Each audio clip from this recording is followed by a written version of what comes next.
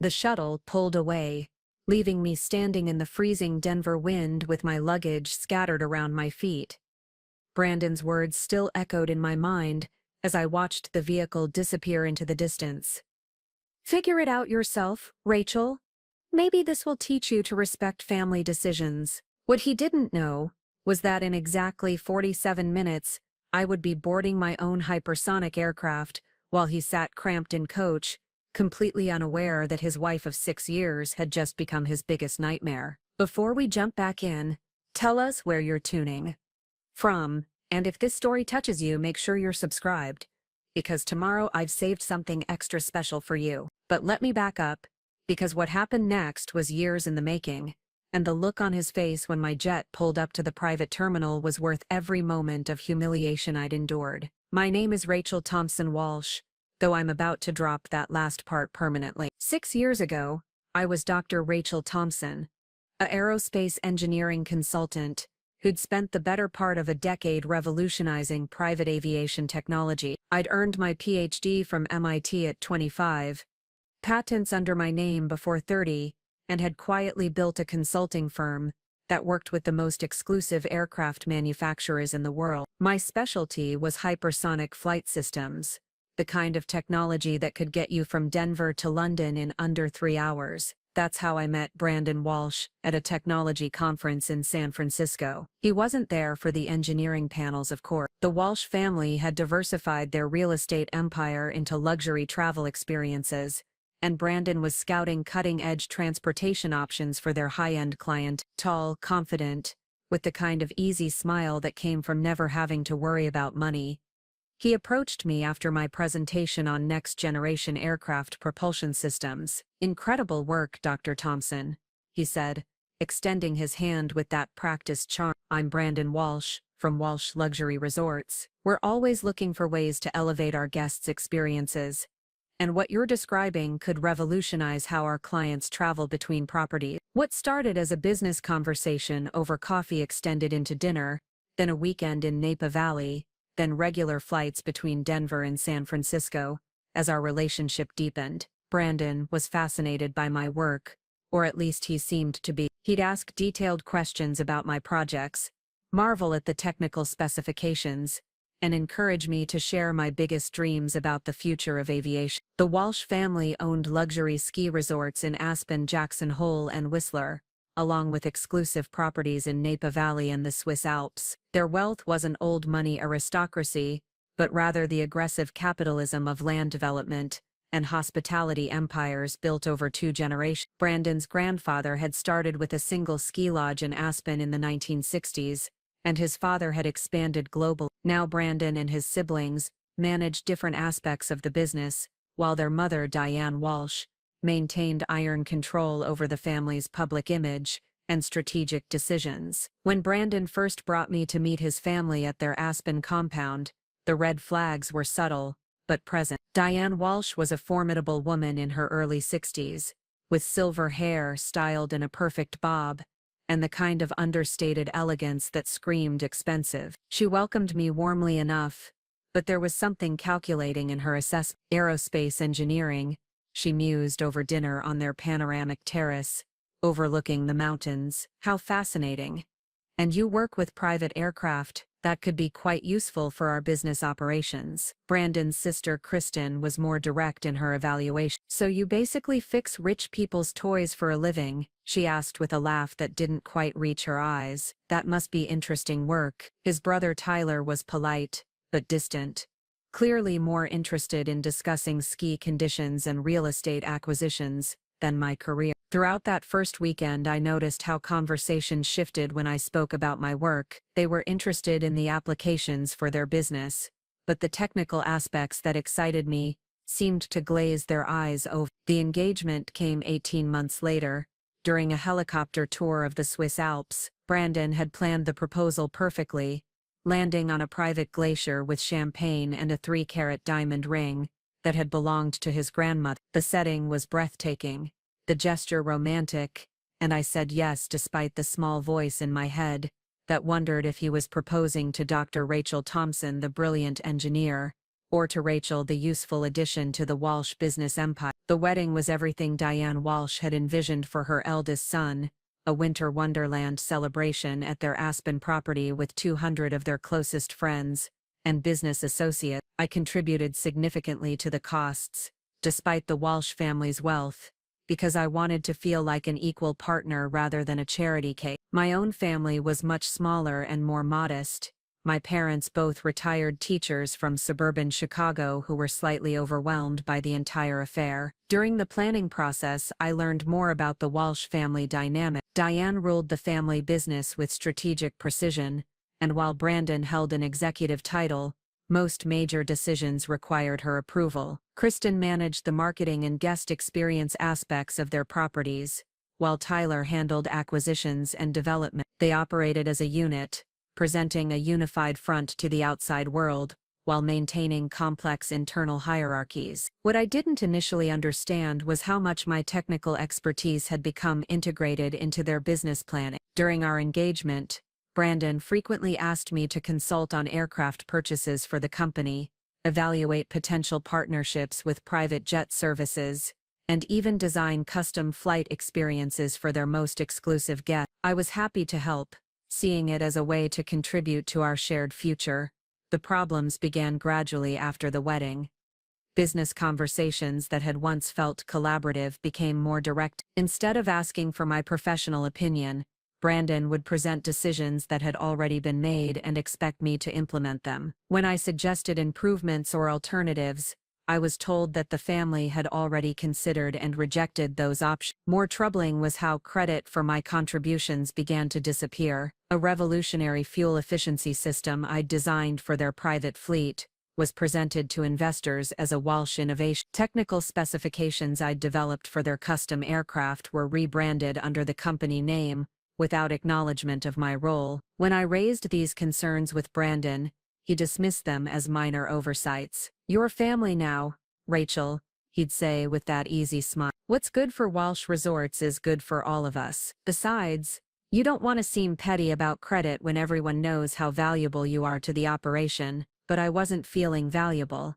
I was feeling used. The pattern accelerated over the following year. My consulting firm, Thompson Aerospace Solutions, had thrived before my marriage, with contracts from major manufacturers and private clients worldwide. After joining the Walsh family, I found myself spending more and more time on their projects, and less time developing my own business. They never explicitly asked me to reduce my outside work, but there was always another urgent Walsh project that needed my attention. Meanwhile, my access to family decision-making remained limited despite my contribution. Strategic planning meetings happened without me, major purchases were made without consulting my expertise, and when I questioned these exclusions, I was told that spouses didn't typically participate in operational decisions. Yet Kristen's husband Tyler was somehow always included in these discussions, as was Tyler's wife, Amanda, who worked in their marketing department. The most painful aspect was watching my professional identity slowly erode. At industry conferences, I was increasingly introduced as Brandon Walsh's wife rather than Dr. Rachel Thompson. My own achievements were footnoted as interesting hobbies rather than serious professional accomplishments. When I won a prestigious engineering award for innovation in sustainable aviation technology, the local newspaper's coverage focused more on my connection to the Walsh family than on the technical breakthrough itself. Brandon seemed oblivious to my growing frustration, or perhaps he simply chose not to see it. When I tried to discuss feeling marginalized in both the family business and our social circle, he'd remind me of all the advantages that came with being a Walsh. The beautiful homes, the exclusive travel, the connections that could benefit my career if I just learned to leverage them properly. "You're thinking too small, Rachel," he'd say during these conversations. "Instead of fighting for individual recognition, think about what we can build together as a family." The Walsh name opens doors that Dr. Thompson never could. What he didn't know was that Dr. Thompson had been building something extraordinary behind those. 3 years into our marriage, I made a decision that would ultimately save my career and my self-respect. Using the connections and capital I'd built before joining the Walsh family, I quietly began developing my most ambitious project yet, a hypersonic aircraft capable of commercial passenger flight. The technology was revolutionary, potentially cutting international flight times by 70%, while using sustainable fuel systems. I structured the project through a shell company, Horizon Aerospace Dynamics, with funding from international investors who understood the value of my patents and expertise. The Walsh family knew nothing about it. To them, I was simply continuing my consulting work while contributing to their business operations. They had no idea that I was simultaneously developing technology that would make their private jet services obsolete. The work consumed my evenings and weekends for 2 years. While Brandon attended family business meetings and social events, I was in my home office designing propulsion systems and coordinating with manufacturing partners across 3 continents. The secrecy was necessary because I'd learned that the Walsh family had a pattern of appropriating and rebranding innovations they encountered, and I refused to let my life's work become another Walsh innovation. As Horizon Aerospace Dynamics progressed toward its first operational aircraft, my relationship with the Walsh family continued to deteriorate. They'd grown comfortable treating me as a technical resource rather than a family member, and I'd grown tired of pretending that their patronizing attitudes were acceptable. The breaking point began with a family ski trip to their Swiss property, planned for the week between Christmas and New Year's. It was meant to be a celebration of another successful year for Walsh Resorts, combined with planning sessions for their expansion into sustainable luxury travel. As usual, I was expected to provide technical consulting while being excluded from actual decision-making. 2 days before our scheduled departure, I received word that the first Horizon Aerospace aircraft had completed its final test flights successfully. After years of development, I now owned the world's first commercially viable hypersonic passenger aircraft. The feeling was indescribable: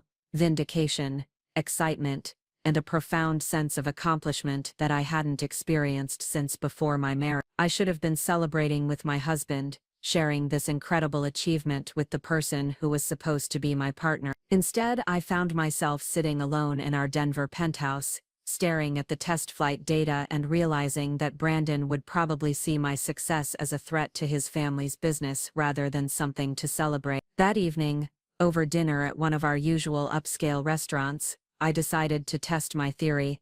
I have some exciting news about a project I've been working on, I began carefully, watching Brandon's expression. He looked up from his phone, giving me the kind of polite attention he'd reserve for a business acquaintance. Oh, something for the resort properties? Actually, it's independent work. Remember when I mentioned developing next-generation aircraft technology? Well, it's finally ready for commercial application. His interest sharpened, but not in the way I'd hoped. Commercial application. Rachel, you know we need to be careful about outside projects that might compete with Walsh interests. What exactly are we talking about here? The we was telling.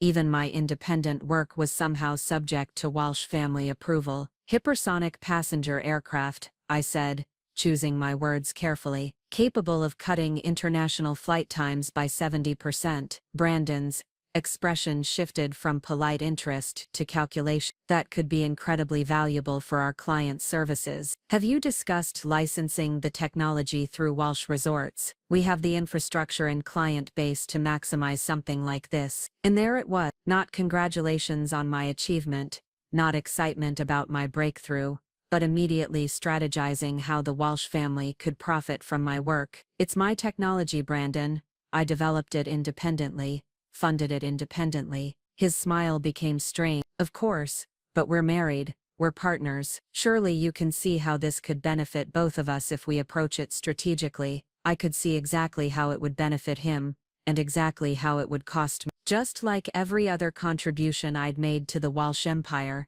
my revolutionary aircraft technology would become another family asset, while I remained a technical consultant with a fancy title. I think I'll handle this project myself, I said quietly. The conversation ended awkwardly, with Brandon, clearly frustrated by my unwillingness to immediately fold my achievement into the family business portfolio. Over the following 2 days, as we prepared for the Switzerland trip, his attitude grew increasingly cold. Phone calls were answered in another room, business discussions excluded me entirely, and when I asked about travel arrangements, I was told that everything was handled. The morning of our departure, December 28th, I should have paid more attention to the detail. Brandon had insisted on arranging all travel logistics, saying it would be easier to coordinate with the family's schedule. I assumed we'd be flying on one of their private jets, as we usually did for international trips. Instead, Brandon informed me that morning that we'd be taking a commercial flight to save costs,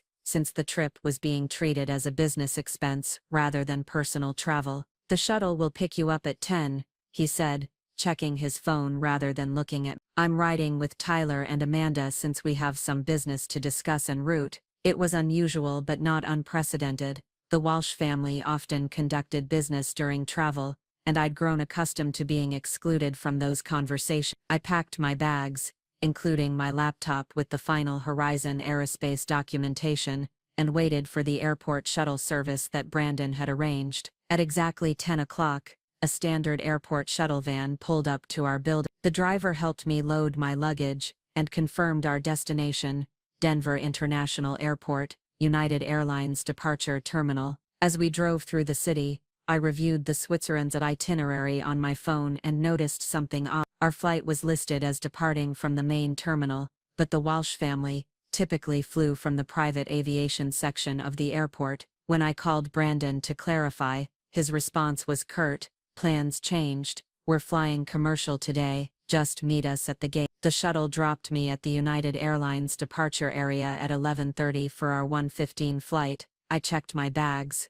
went through security, and headed to gate B27 as instructed. That's where I waited for 45 minutes, calling Brandon repeatedly and getting voicemail before approaching the gate agent to confirm our flight details. "I'm sorry, ma'am," the agent said after checking her system. "I don't see any Walsh reservations on flight 20. My blood went cold. I called Brandon again, and this time he answered. "Where are you?" I asked, trying to keep my voice steady. "On the plane, obviously. Where are you?" "At gate B27, where you told me to meet you. The gate agent says there are no Walsh reservations on this flight." There was a pause, then Brandon's voice came back with an edge I'd never heard before. "Rachel, I told you to handle your own travel arrangements. The family discussed it and decided you needed to learn to manage these things independently." "What are you talking about? You said you were handling everything." "I said everything was handled for family members. You've made it clear that you prefer to operate independently, so we thought this would be a good opportunity for you to practice." The cruelty was breathtaking. They deliberately excluded me from their travel plans as some kind of lesson in family loyalty. "Brandon, our marriage is legally a family relationship, even if your mother doesn't approve of me." "Marriage is a legal contract, Rachel. Family is something deep. Maybe when you understand the difference, we can discuss your place in Walsh Resort's operations." I stood in the busy terminal, travelers rushing past me with their holiday plans, and felt something fundamental shift inside my chest. This wasn't about travel arrangements, or business discussions, or even their disapproval of my independent work. This was about power, control, and their systematic campaign to reduce me to a dependent resource, rather than an equal partner. "So what exactly are you suggesting I do?" I asked, my voice deadly calm. "Figure it out yourself, Rachel. Maybe this will teach you to respect family decisions." The line went dead. I stood there for several minutes,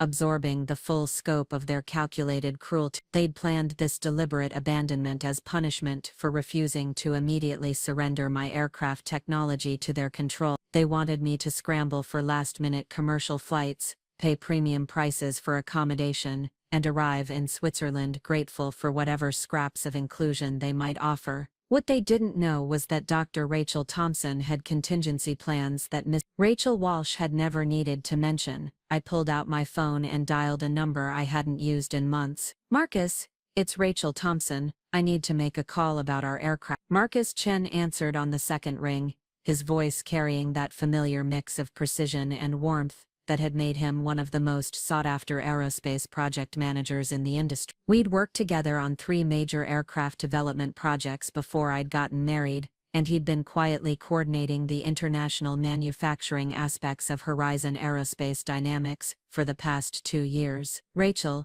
perfect timing. I was just reviewing the final certification documents for the prototype. Everything's cleared for operational flights as of this morning." "That's exactly what I was hoping to hear," I said, finding a quieter corner of the terminal near a window overlooking the tarmac. I need to ask you something that might sound unusual. How quickly could we have the aircraft ready for a transatlantic flight? There was a brief pause. Are we talking about a test flight or an actual passenger transport? Preparing and narrating this story took us a lot of time, so if you are enjoying it, subscribe to our channel. It means a lot to us. Now back to the story. Passenger transport. One passenger, specifically, and I need it today.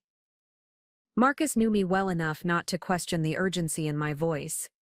The aircraft is currently at our facility in Boulder, about 30 minutes from Denver International. If you're serious about this, I can have the flight crew prepared within 2 hours. But Rachel, you understand this would be the aircraft's first official passenger flight. I'm very serious, Marcus. And yes, I'm fully aware of what this represents. Destination: Swiss Alps, specifically, the private airfield at St. Moritz. Another pause, longer this time. That's approximately 6,000 miles. With our current fuel efficiency ratings, we're looking at a flight time of roughly 2 hours and 40 minutes, including approach and landing protocols. 2 hours and 40 minutes to travel a distance that would take Brandon and his family 8 hours on their commercial flight, assuming they'd even managed to secure last-minute seats after deliberately excluding me from their original reservations. Can you send a car to pick me up at DIA? Terminal entrance, passenger pickup area. Already arranging it.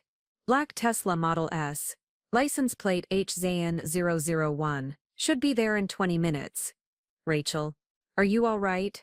This seems like more than just a travel change. Marcus had always been perceptive, which made him an excellent project manager and an even better friend. Let's just say I'm about to test more than just our aircraft's capabilities today. Understood.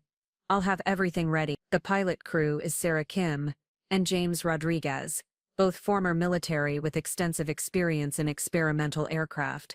You'll be in the best possible hands. After ending the call, I stood in the terminal watching the steady stream of commercial aircraft taxiing and departing, each one bound for destinations that would take hours to reach. In less than 3 hours, I would be in Switzerland while Brandon and his family were still somewhere over the Atlantic, assuming they'd even managed to secure alternative flights. The next 20 minutes passed with crystalline clarity. I retrieved my checked luggage, telling the United Airlines customer service representative that my travel plans had changed. They were surprisingly accommodating, perhaps because I remained calm and polite rather than demanding or emotional. The refund would be processed within 5 business days. As I wheeled my luggage toward the passenger pickup area, my phone buzzed with a text message from Kristen Walsh. Hope you managed to find a flight. Mom says there might be space at the lodge if you can make it to Switzerland by New Year's. Family rate, of course. The condescension was breathtaking. They'd orchestrated my abandonment, and were now offering me the privilege of paying to join them at their family property, as if their manipulation was actually a favor. I deleted the message without responding. The Tesla pulled up precisely on schedule, its sleek black exterior reflecting the winter sunlight. The driver was a young woman in a professional blazer who helped me load my luggage without unnecessary conversation. As we left the airport and headed toward Boulder, I used the drive time to make additional arrangements. First, I called the Colm Hotel in St. Moritz, where I'd stayed twice before on business trips. Their concierge service was legendary, and I'd maintained a relationship with them specifically for situations requiring discretion and efficiency. Dr. Thompson, what a pleasure to hear from you, came the familiar voice of Henry, the head concierge. How may we assist you today? I need accommodation beginning tonight, potentially extending through the New Year period. Also, I'll be arriving via private aircraft at the St. Moritz airfield around 7 local time. Of course, we have the Engadin suite available, with helicopter transfer from the airfield if that would be convenient. Perfect.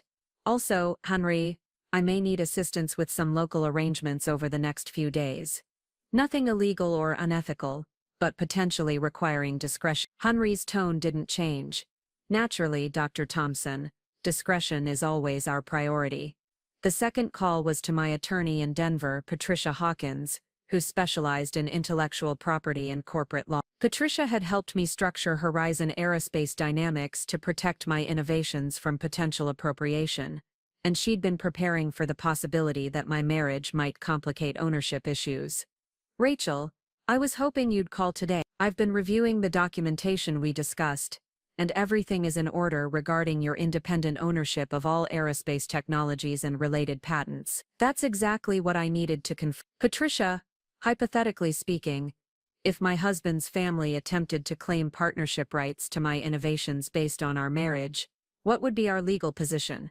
"Hypothetically, their position would be extremely. You developed the technology using independent funding, the work was completed using your premarital expertise and connections, and all intellectual property is properly registered under your individual name and your separately owned corporation. Colorado's marital property laws wouldn't apply to assets that are demonstrably separate property. And if they attempted to pressure me into sharing technology by threatening the marriage itself, that would potentially constitute coercion, which would actually strengthen your legal position if you chose to pursue separation proceedings." "Rachel, are you anticipating problems?" "I'm anticipating clarity." "Thank you, Patricia. I may need more specific advice over the next few days. I'll be available. And Rachel, be careful." The third call was personal. I dialed my parents in Chicago, knowing they'd be preparing for their own New Year's Eve plans. "Sweetheart." My mother's voice was warm with surprise. "I thought you'd be somewhere over the Atlantic by now. How's the flight?" "Actually, Mom, there's been a change of plans. I'm not traveling with Brandon and his family after all." The tone shift was immediate. "Oh honey, what happened? Are you all right?" My parents had always been supportive of my marriage, but they'd also noticed the gradual changes in my demeanor over the past few years. My mother, in particular, had gently questioned whether the Walsh family truly appreciated my accomplishments. "I'm fine, Mom. Better than fine, actually. I'm about to take the first passenger flight on the aircraft I've been developing, the one I told you about. Your hypersonic project." "Rachel, that's incredible, but why aren't you traveling with Brand?" "It's complicated, but the short version is that his family decided I needed to learn independence by arranging my own travel to Switzerland. So I am." My father's voice came through the speaker as my mother put the call on hands. "Are you telling us that you're flying to Europe in your own experimental aircraft because your husband left you stranded at the airport?" "That's exactly what I'm telling you, Dad." There was a moment of silence. Then my father's laughter filled the car. "Rachel, Elizabeth Thompson, you are your mother's daughter. Show them what you're made of." "Frank," my mother scolded, but she was laughing too. "Though I have to say, honey, I'm proud of you for not letting them diminish your achievements." "Thanks, Mom. I'll call you when I land." "Please do. And Rachel, take pictures. I want to see the look on Brandon's face when you arrive before he does." As we approached the Boulder facility, I felt a sense of anticipation I hadn't experienced in years. Through the Tesla's windows, I could see the Horizon Aerospace Dynamics hangar, a modest building that housed technology more advanced than anything the Walsh family could comprehend. The facility itself was designed for discretion rather than display. Unlike the flashy headquarters of more established aerospace companies, our operation looked like any other light industrial building in the Boulder Tech Corridor. The security was sophisticated, but subtle, and the real innovation happened behind walls that revealed nothing to casual observers. Marcus met me in the parking area, his expression shifting from professional welcome to genuine concern as he studied my face. "Rachel, you look like someone who's just made a life-changing decision." "I have. Several of them actually." He guided me toward the hangar entrance, past security checkpoints that recognized my biometric data and granted immediate access. "Do you want to talk about it after we're airborne? Right now I want to see our aircraft." The hangar doors opened to reveal the culmination of 3 years of innovation and determination. The Horizon 1 was sleeker than any commercial aircraft, its fuselage designed for maximum aerodynamic efficiency at hypersonic speed. The exterior was a deep charcoal gray that seemed to absorb light rather than reflect it, and the wings incorporated adjustments that could modify their configuration based on altitude and speed requirements. "She's beautiful," I said, running my hand along the smooth surface of the hull. "She's revolutionary," Marcus corrected.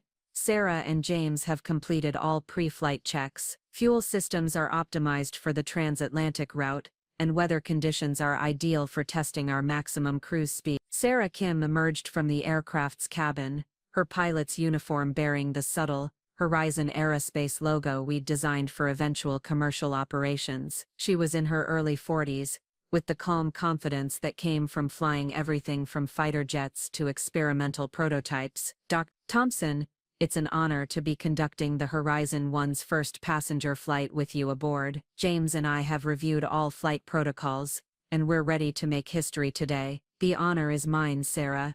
You and James are taking us into the future of aviation. James Rodriguez appeared moments later, a meticulous man in his late 30s, whose attention to detail had made him legendary among test pilots. Dr. Thompson, we've filed a flight plan for St. Moritz with estimated arrival at 9. Weather conditions are optimal, and we have clearance for our preferred altitude range. Outstanding.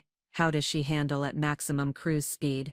Like a dream, James replied with genuine enthusiasm. The propulsion system you designed is smoother than anything I've flown. We'll reach Mach once we achieve optimal altitude, which should put us over the Alps in just under 3 hours total flight time. Marcus handed me a tablet displaying real-time flight data and communication system. You'll have full connectivity throughout the flight, including satellite internet and encrypted communication channels. The cabin is pressurized for comfort at hypersonic speeds, and the inertial dampening system eliminates virtually all sensation of acceleration. As I boarded the aircraft, I was struck by the elegant simplicity of the cabin design. Unlike the ostentatious luxury of traditional private jets, the Horizon One's interior focused on functionality and comfort. The seats were designed for long-duration flights at extreme speeds, with integrated communication systems and workspace areas that could adapt to passenger needs. Dr. Thompson, Sarah said as she completed her final systems check, we're ready for departure whenever you are. I settled into my seat and opened my laptop, pulling up the contact information for the Walsh family's hotel in St. Moritz. It was time to make a reservation. Hotel Alpina, good afternoon, came the Swiss-accented voice of the receptionist. Good afternoon. I'd like to inquire about accommodation availability for tonight. Certainly. May I have your name and the dates you require?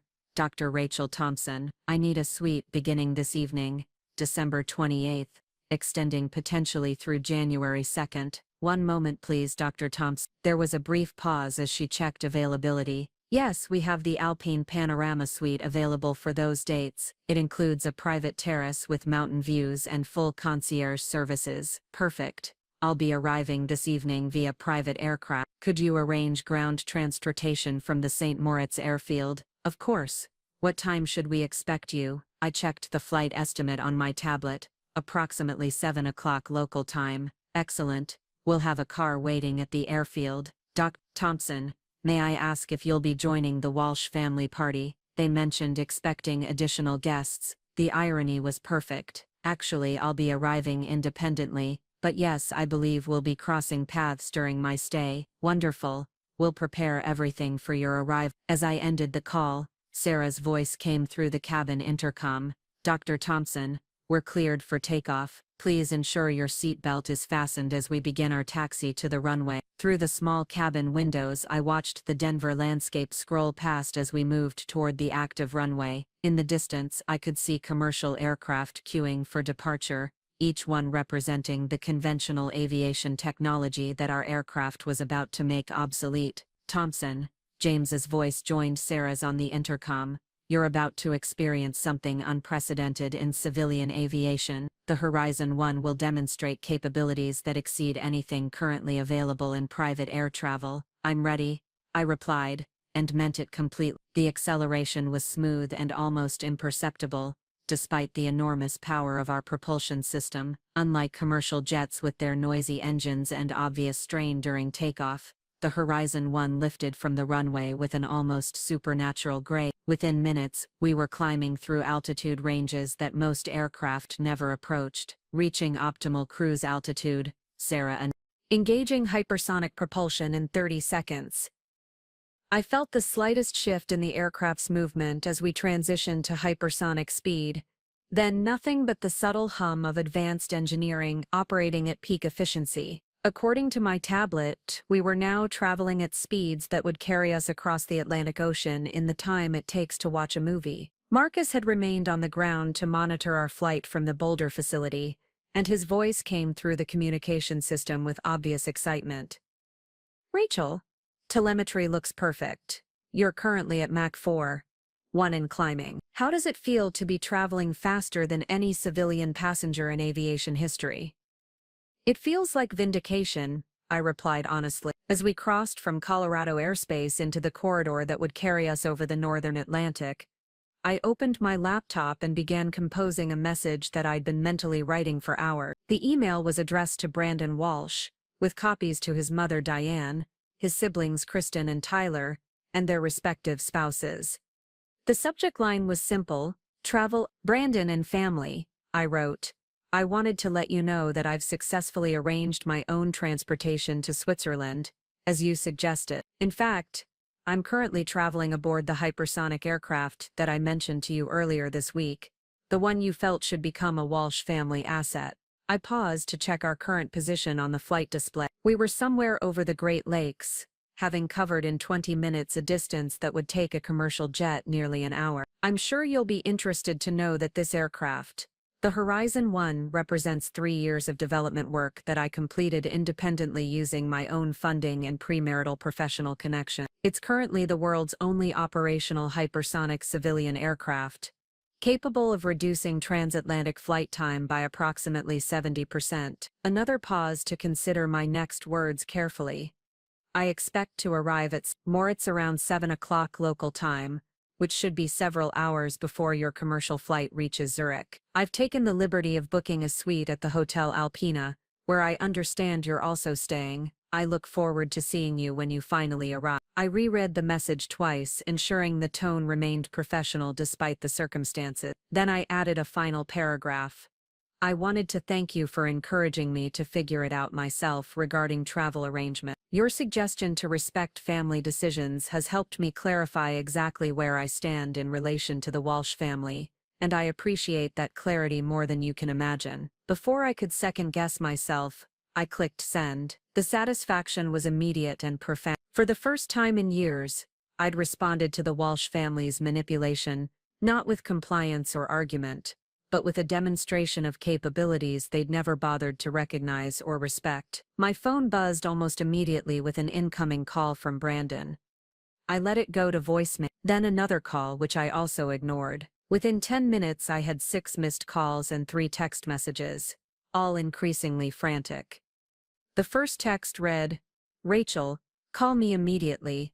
What are you talking about?" The second, "This is insane. You don't have a hypersonic aircraft. Stop playing games." The third, "If you're really on some kind of experimental plane, you need to land immediately. It's not safe." I didn't respond to any of them. Instead, I opened my photo application and took a picture of the flight display showing our current speed, altitude, and position over the Atlantic Ocean. The timestamp was clearly visible, along with technical specifications that would be impossible to fake. I sent the photo to Brandon with a simple message. Current status, Mach 4, Q 65,000 feet, approaching European airspace, ETA St. Moritz, 19:00 local time. The response was immediate.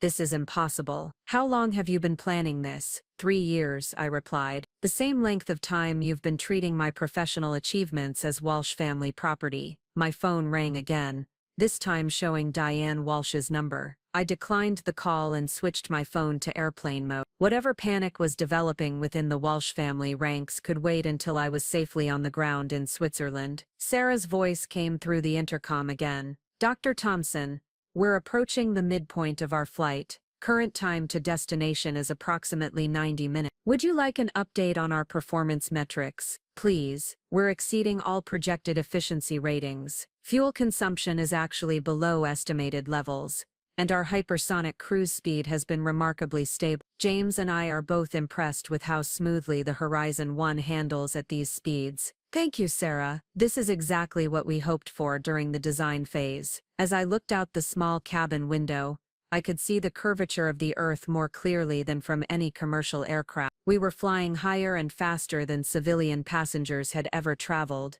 carried by technology that I'd developed in secret, while the Walsh family dismissed my capabilities as useful hobbies. The irony was profound. Brandon and his family had always seen my technical expertise as something that should serve their business interests, rather than my own professional development. They'd never imagined that I might be developing innovations that exceeded anything they could comprehend, let alone acquire or control. Marcus's voice crackled through the communication system with an update from Boulder. Rachel, we're receiving telemetry that indicates optimal performance across all systems. More importantly, we're also monitoring commercial flight tracking data. Flight 2047 from Denver to Zurich, which I believe was your original itinerary, departed DIA, approximately 30 minutes late due to last-minute passenger changes.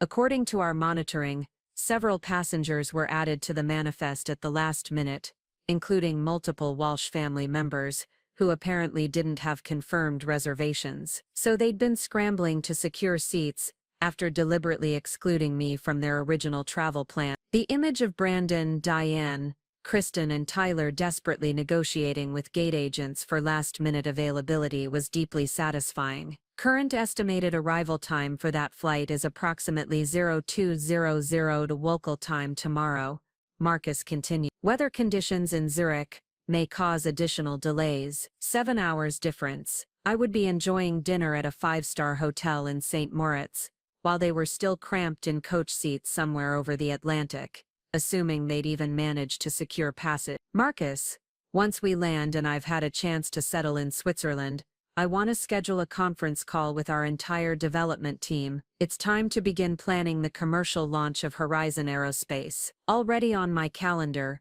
Rach, this flight is going to change everything for civilian aviation. It's going to change everything for me personally as well. As we approached European airspace, I turned my phone back on to discover 14 missed calls and 27 text messages, all from various Walsh family members. The progression of their communications told a story of growing panic and disbelief. From Kristen, "Mom is freaking out. She says you can't possibly have your own aircraft." From Tyler, "Brandon showed us the photo. Is that really your plan?" From Diane, "Rachel, we need to discuss this immediately. Family assets require family oversight." And from Brandon, a series of increasingly desperate messages. "Rachel, please call me. We need to talk about this. I had no idea you were this far along with the aircraft project. Mother thinks we should explore partnership opportunities. Everyone is very interested in learning more about your technical capabilities. Please don't do anything hasty regarding business decisions." The transformation was remarkable. In the span of 3 hours, I'd gone from being an inconvenient spouse who needed to learn independence to a valued family member whose technical capabilities required immediate attention. I composed a single response to Brandon. "Currently approaching European airspace. Looking forward to our conversation when you arrive in Switzerland tomorrow. I think you'll find I've learned quite a lot about independence." Sarah's voice returned to the intercom as we began our approach to St. Moritz. "Dr. Thompson, we're initiating our descent sequence. Please ensure your seatbelt is fastened as we prepare for landing." Through the cabin window, the Swiss Alps were spectacular in the early evening light, their snow-covered peaks catching the last rays of sunlight. In the distance I could see the lights of St. Moritz beginning to twinkle as the sun set behind the mountains. "Dr. Thompson," James announced, "it's been an honor to pilot the Horizon 1's first passenger flight. You've just experienced the future of luxury travel." "Thank you both," I replied.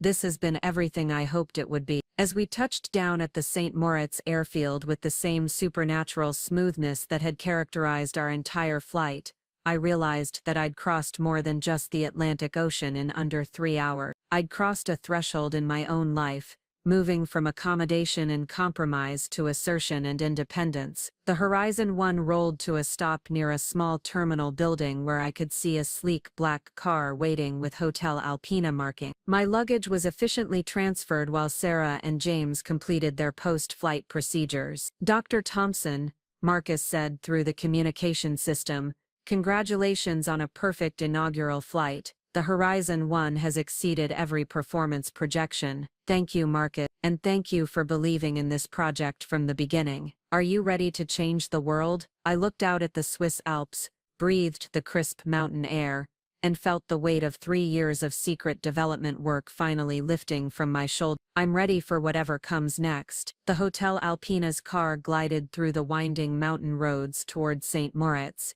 each turn revealing more spectacular views of the snow-covered peaks that surrounded this exclusive resort destination. My driver, a polite Swiss gentleman named Klaus, maintained a steady conversation about the weather conditions and local attractions, while I absorbed the reality of what I'd just accomplished. "Dr. Thompson," Klaus said as we approached the hotel's entrance, "if I may ask, was that aircraft we collected you from one of the new experimental models? I've been working at the airfield for 20 years and I've never seen anything quite like it." "It's a prototype of sorts," I replied carefully. "Still in the testing phase." "Remarkable." The sound was completely different from conventional jets, much quieter, even at what appeared to be considerable speed during approach. The Hotel Alpina rose before us like something from a fairy tale, its traditional Swiss architecture enhanced by subtle modern touches that spoke of understated luxury. Warm lights glowed from every window, and the entrance was framed by perfectly maintained evergreen trees, dusted with fresh snow. Henry, the concierge I'd spoken with earlier, met me personally at the entrance. He was a distinguished man in his 50s, with the kind of polished professionalism that made Switzerland's hospitality industry legendary. "Dr. Thompson, welcome back to St. Moritz. Your suite is prepared, and I've taken the liberty of arranging dinner reservations at Panorama Restaurant for 8:30. Should you wish to dine with a view of the mountains." "That sounds perfect, Henry. Also, I believe the Walsh family from Boston is staying here as well. They should be arriving sometime tomorrow morning." Henry's expression remained perfectly neutral, but I caught a slight hesitation. "Yes, the Walsh party has accommodations reserved. They were originally expected today, but we received word that their travel plans have been adjusted. How?"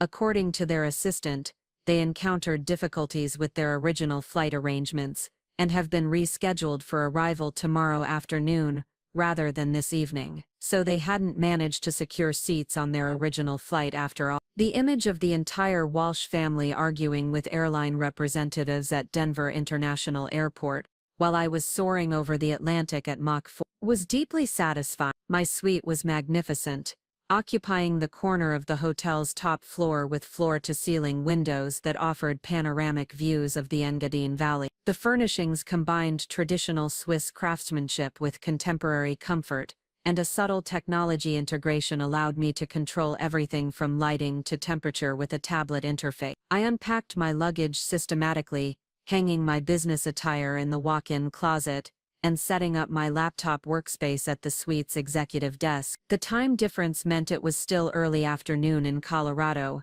and I wanted to capitalize on the momentum of our successful flight, while the achievement was fresh. My first call was to Patricia Hawkins, my attorney in Denver. She answered immediately, her voice carrying an excitement I rarely heard from her usually composed demeanor. "Rachel, Marcus Chen called me an hour ago with the most incredible news," he said.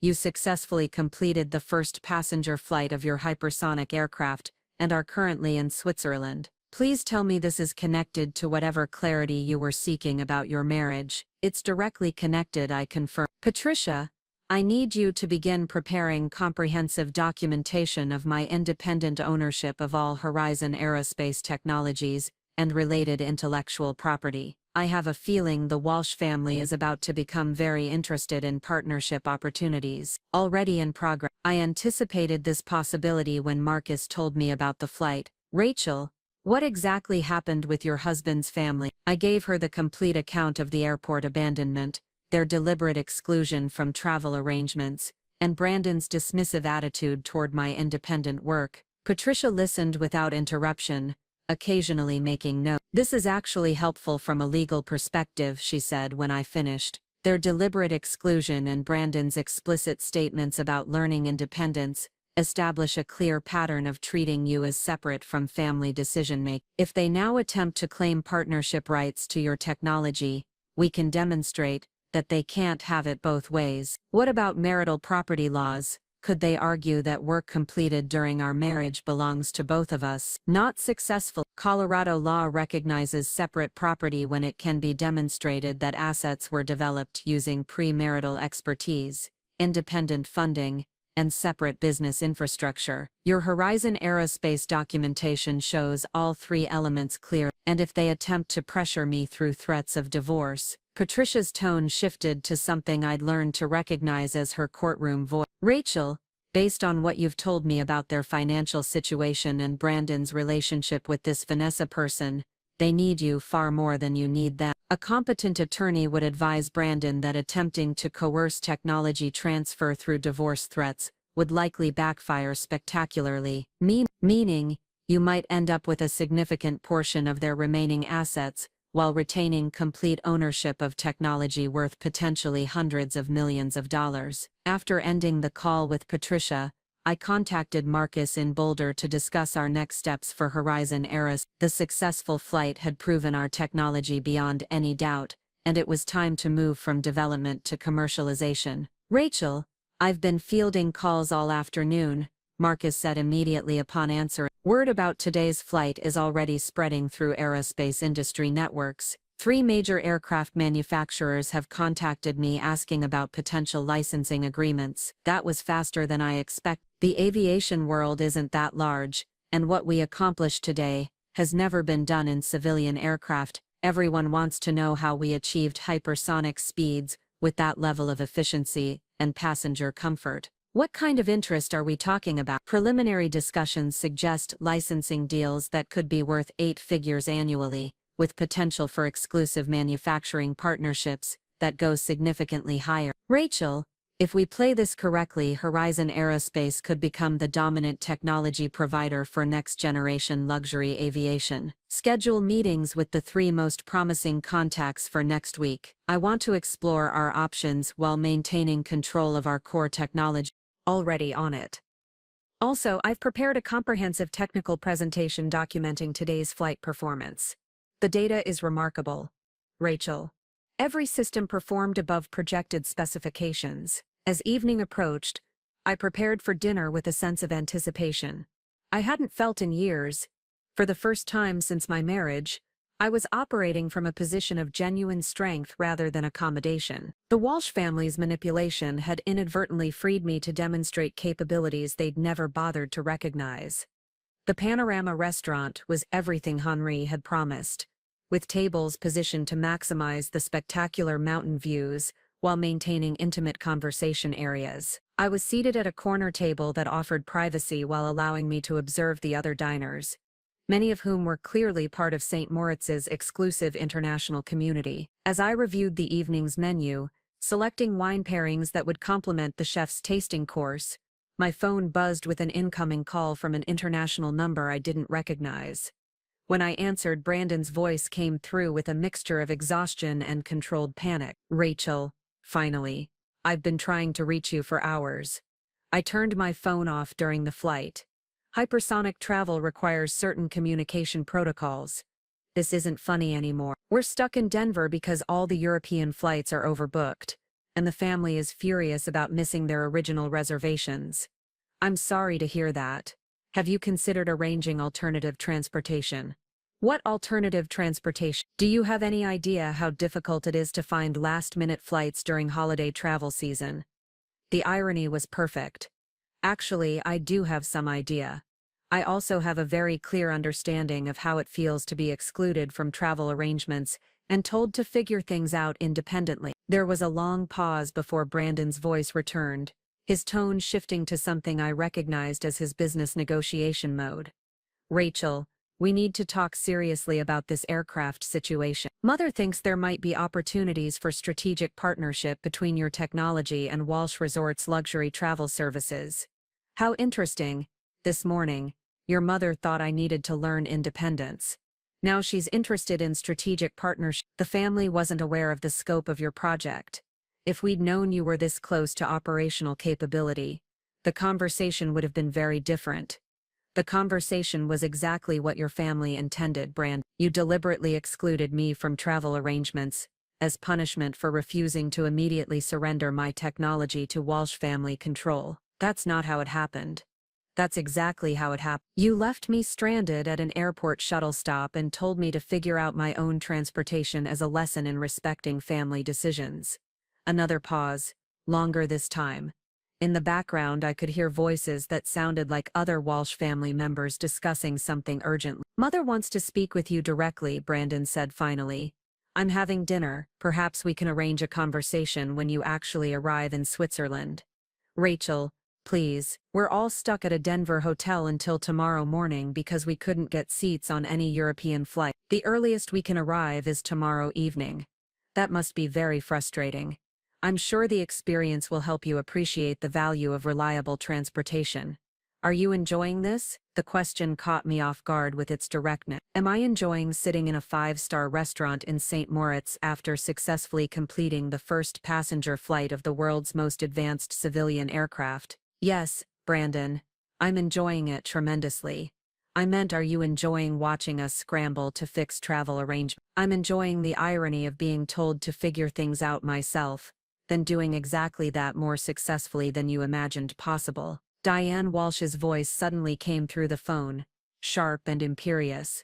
Rachel, this is Diane. We need to discuss your aircraft project immediately. Hello, Diane. How are you enjoying Denver's airport hotels?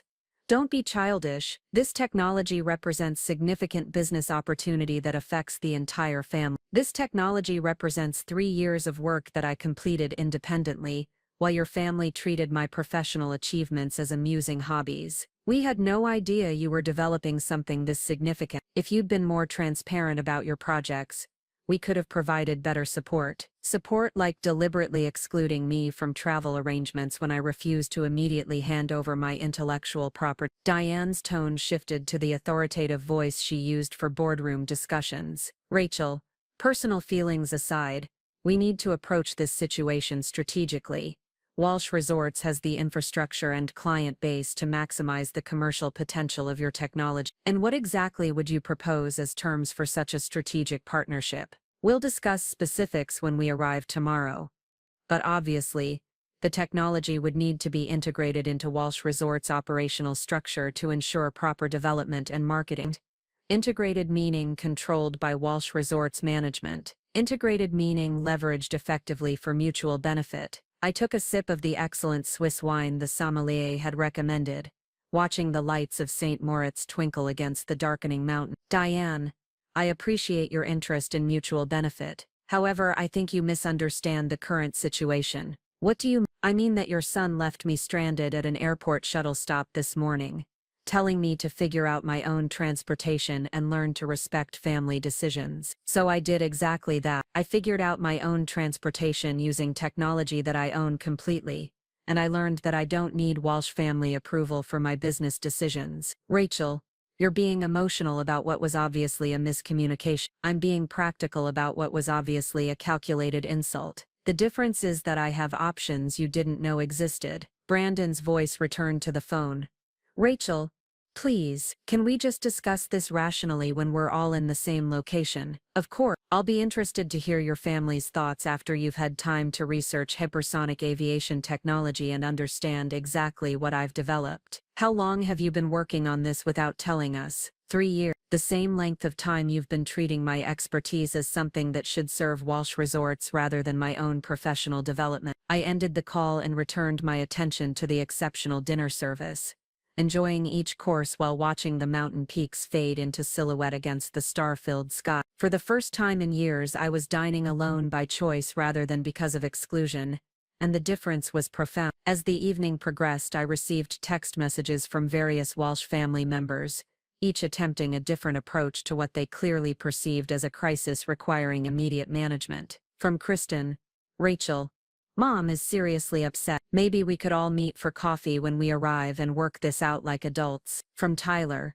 impressive aircraft by the way. The family had no idea you were working on something this advanced. Looking forward to hearing more about it. And from Brandon, a series of increasingly conciliatory messages. I'm sorry about this morning. I didn't realize how important the aircraft project was to you. Mother says we should have included you in travel planning from the beginning. Everyone is very interested in learning more about your business capabilities. Please don't make any major decisions about technology partnerships until we can discuss this as a family. The progression was remarkable. In 12 hours, I'd gone from someone who needed to learn independence to someone whose business decisions required family consultation. I didn't respond to any of the messages. Instead, I retired to my suite and spent the evening reviewing technical documentation for Horizon Aerospace, while enjoying the spectacular mountain views from my private terrace. The next morning dawned clear and cold, with fresh snow dusting the peaks surrounding St. Moritz. I ordered room service breakfast and used the quiet morning hours to continue my business planning,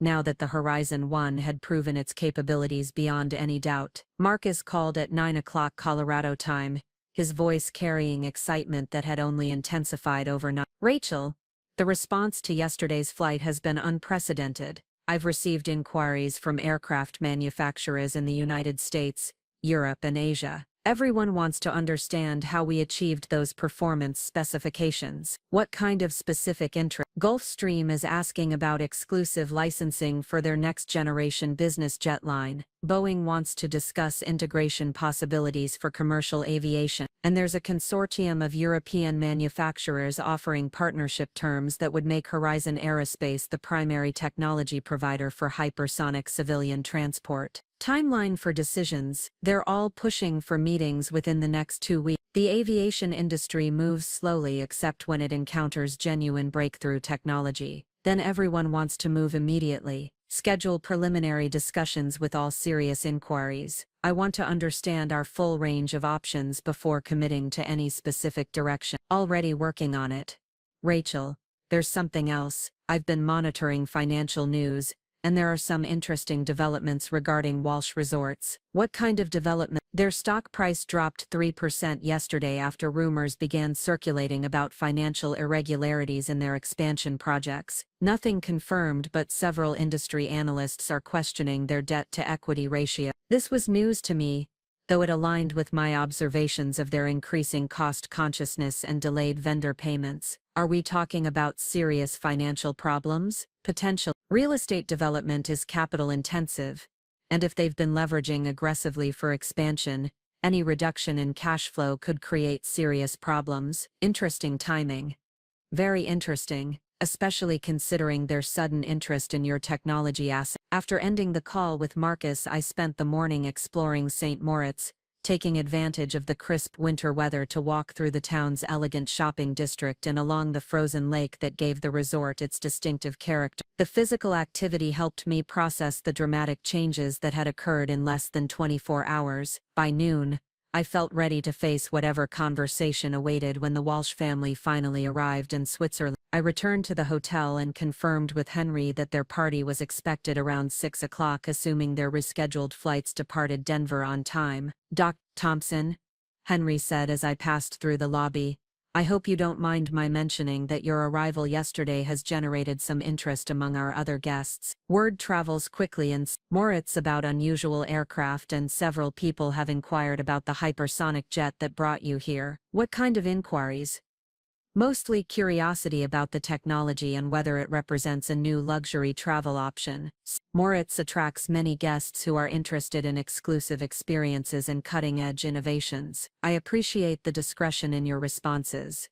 Naturally. However, I should mention that 3 guests have specifically asked whether they might arrange similar transportation for their own travel needs. This was an unexpected development.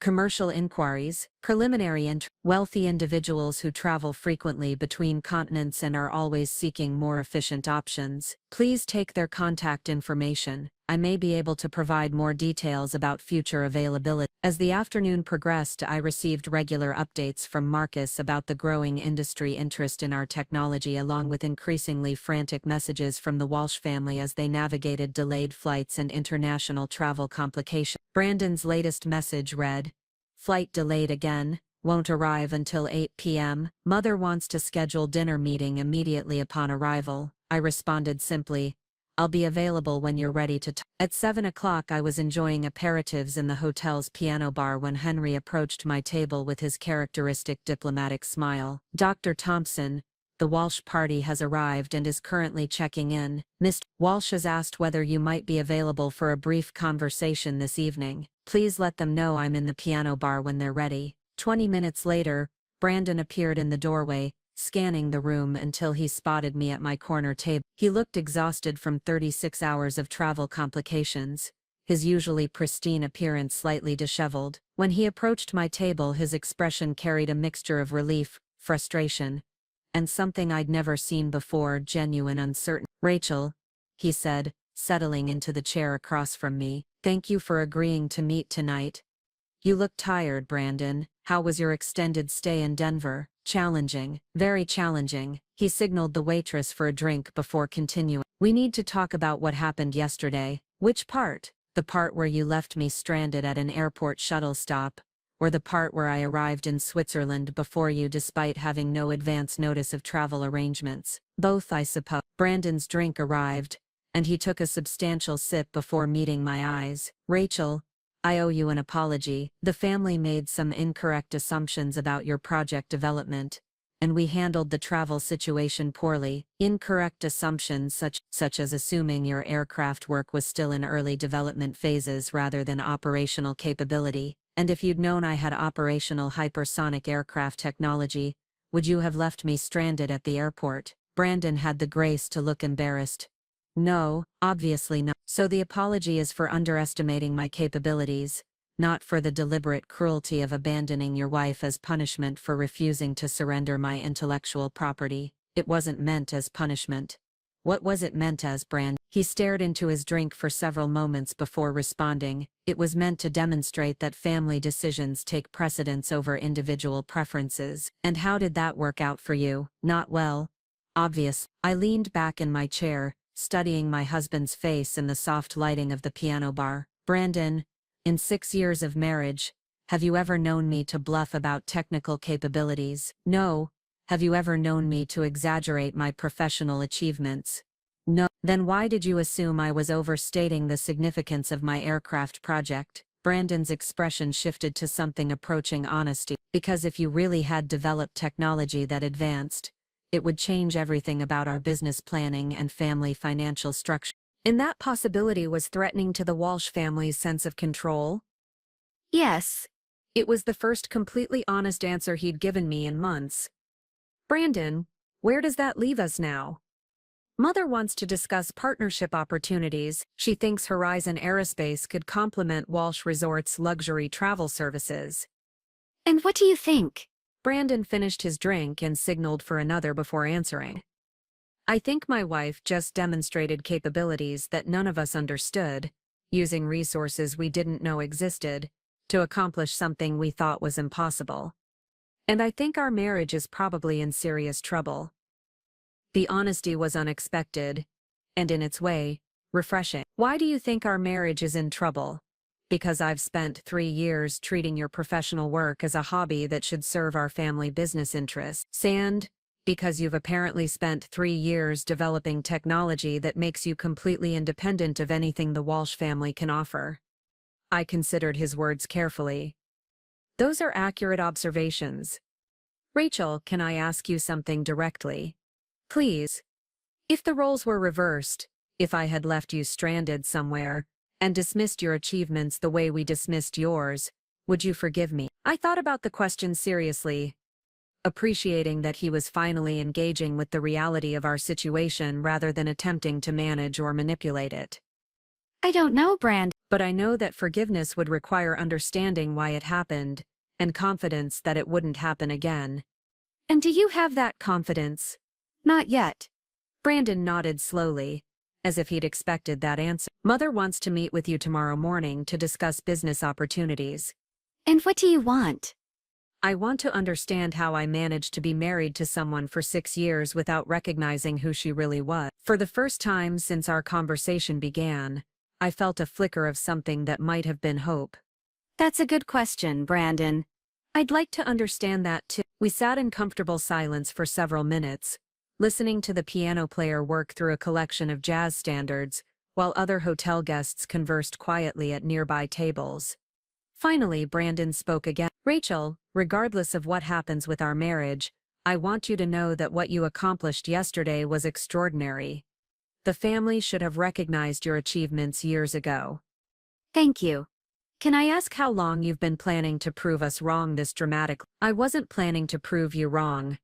I was planning to build something meaningful with my expertise and resources. Proving you wrong was just a convenient side effect. Brandon actually smiled at that, the first genuine expression I'd seen from him since his arrival. Will you meet with Mother tomorrow? Yes. But Brandon, you should know that I'm not interested in partnerships that involve surrendering control of my technology or my business decisions. I'll make sure she understands, and you should also know that I've been contacted by multiple aircraft manufacturers who are interested in licensing agreements. Walsh Resorts isn't my only option for commercialization. I figured as much. Brandon stood up, straightening his jacket with the automatic gesture of someone accustomed to maintaining appearances. Rachel, whatever happens tomorrow, I'm glad you're safe. When I realized you were actually flying in an experimental aircraft, I was terrified something might happen to you. The Horizon 1 has undergone extensive testing. It's safer than most commercial jets. I'm sure it is. But that doesn't mean I wasn't worried. After Brandon left to rejoin his family, I remained in the piano bar for another hour, processing the conversation and considering what tomorrow's meeting with Diane Walsh might bring. For the first time in our marriage, Brandon had approached me as an equal rather than someone whose decisions required family approval. Whether that represented genuine change or temporary adaptation to circumstances remained to be seen. As I returned to my suite, I reflected on how dramatically the balance of power had shifted in less than 48 hours. Yesterday morning, I'd been a Walsh family wife, whose professional achievements were treated as entertaining diversion. Tonight I was the owner of revolutionary technology that could reshape the luxury aviation industry, with options and resources that made me completely independent of Walsh family approval. The view from my terrace was spectacular under the clear mountain sky, with stars reflecting off the snow-covered peaks that surrounded St. Moritz. Somewhere in those mountains, the Walsh family was probably conducting urgent strategy sessions about how to handle the unexpected complication of my actual capabilities. Tomorrow would bring new challenges and difficult conversation, but for the first time in years, I would be entering those discussions from a position of strength, rather than accommodation. The future, like the mountain views surrounding this exclusive resort, was full of possibilities I was only beginning to explore. The meeting was scheduled for 10 o'clock in the hotel's private conference room, a space designed for discreet business discussions among St. Moritz's influential international client. I arrived precisely on time, carrying a leather portfolio containing technical specifications, patent documentation, and preliminary commercial proposals that had been prepared by Marcus and my legal team overnight. Diane Walsh was already seated at the polished conference table, her silver hair immaculately styled, despite the travel chaos of the previous day. She wore a charcoal business suit that conveyed authority while maintaining the understated elegance that was her trademark. Brandon sat beside her, looking more rested than he had the evening before, while Kristen and Tyler flanked them with tablets and documents spread across the table. Rachel, Diane said, rising to greet me with the kind of formal warmth reserved for important business associates. Thank you for making time for this discussion. I understand congratulations are in order for your remarkable technological achievement. Thank you, Diane. I appreciate your interest in learning more about Horizon Aerospace. Henri had arranged for coffee service and a selection of Swiss pastries, creating an atmosphere of civilized negotiation rather than family confrontation. As I settled into my chair across from the Walsh delegation, I noticed how they'd positioned themselves as a unified business entity rather than the family members I'd known for 6 years. Rachel, Diane began, opening a folder thick with documents. We've spent considerable time researching hypersonic aviation technology since learning about your project. The commercial potential is extraordinary. I'm glad you've had the opportunity to understand the scope of the innovation. More than understand it, Tyler interjected, his tone carrying the enthusiasm he typically reserved for profitable real estate acquisitions. We see tremendous synergy between your technology and Walsh Resorts' luxury travel infrastructure. Kristen leaned forward, her marketing expertise evident in her presentation style. Imagine offering our clients the ability to travel from New York to our Swiss properties in under 3 hours, or from Los Angeles to Jackson Hole in 90 minutes. It would revolutionize the entire luxury hospitality experience. Those are certainly interesting applications, I replied carefully. Diane retrieved a bound presentation from her folder, sliding it across the table toward me. We've prepared some preliminary partnership concepts that we believe would maximize the commercial potential of your technology while leveraging Walsh Resort's established client relationships and operational infrastructure. I opened the presentation to find detailed financial projections, organizational charts, and strategic plans that assumed integration of Horizon Aerospace into Walsh Resort's corporate structure. The depth of analysis was impressive, representing far more work than could have been completed overnight. This is quite comprehensive, I said, turning through pages of market analysis and revenue projections. How long have you been developing these concepts? The question caught them off guard. Brandon shifted uncomfortably while Diane's expression remained carefully neutral. We've always been interested in innovative transportation solutions for our hospitality services, Diane said diplomatically. These projections assume specific technical capabilities and operational parameters that you wouldn't have known about until yesterday. Some of this analysis appears to be based on proprietary information that I haven't shared publicly. Tyler cleared his throat. We have extensive connections in the aerospace industry. When word began circulating about your flight yesterday, we were able to gather some general technical assessments. Word began circulating among whom specifically? The silence that followed was telling. Kristen finally spoke up. Rachel, the aviation industry isn't that large. News of a successful hypersonic passenger flight spreads quickly among people who follow these developments. And these people shared detailed performance specifications with Walsh Resorts, based on what kind of relation. Brandon's voice carried a defensive edge when he responded, Rachel, we're not trying to steal your information, we're trying to understand the business opportunity well enough to propose meaningful partnership terms. I closed the presentation and placed it deliberately on the table. Let me ask this directly. Did anyone in this room contact aerospace industry sources, claiming family relationship or business affiliation with me in order to obtain technical information about the Horizon? The uncomfortable glances exchanged around the table provided the answer before anyone spoke. Rachel, Diane said carefully, as your family, we naturally have interests in understanding developments that could affect all of us. Any inquiries made were in the spirit of comprehensive business planning. So that's a yes with appropriate context. Kristen added quickly. I opened my own portfolio and removed a document prepared by Patricia Hawkins. This is a legal analysis of intellectual property ownership regarding all Horizon Aerospace technologies. It confirms that I own complete and exclusive rights to every patent, design specification, and operational protocol related to hypersonic aircraft development. Diane's expression sharpened with interest. Of course, no one is questioning your ownership of the technology. What exactly are you questioning? We're questioning whether individual ownership is the most effective structure for maximizing commercial success and family benefit. Family benefit meaning Walsh family benefit.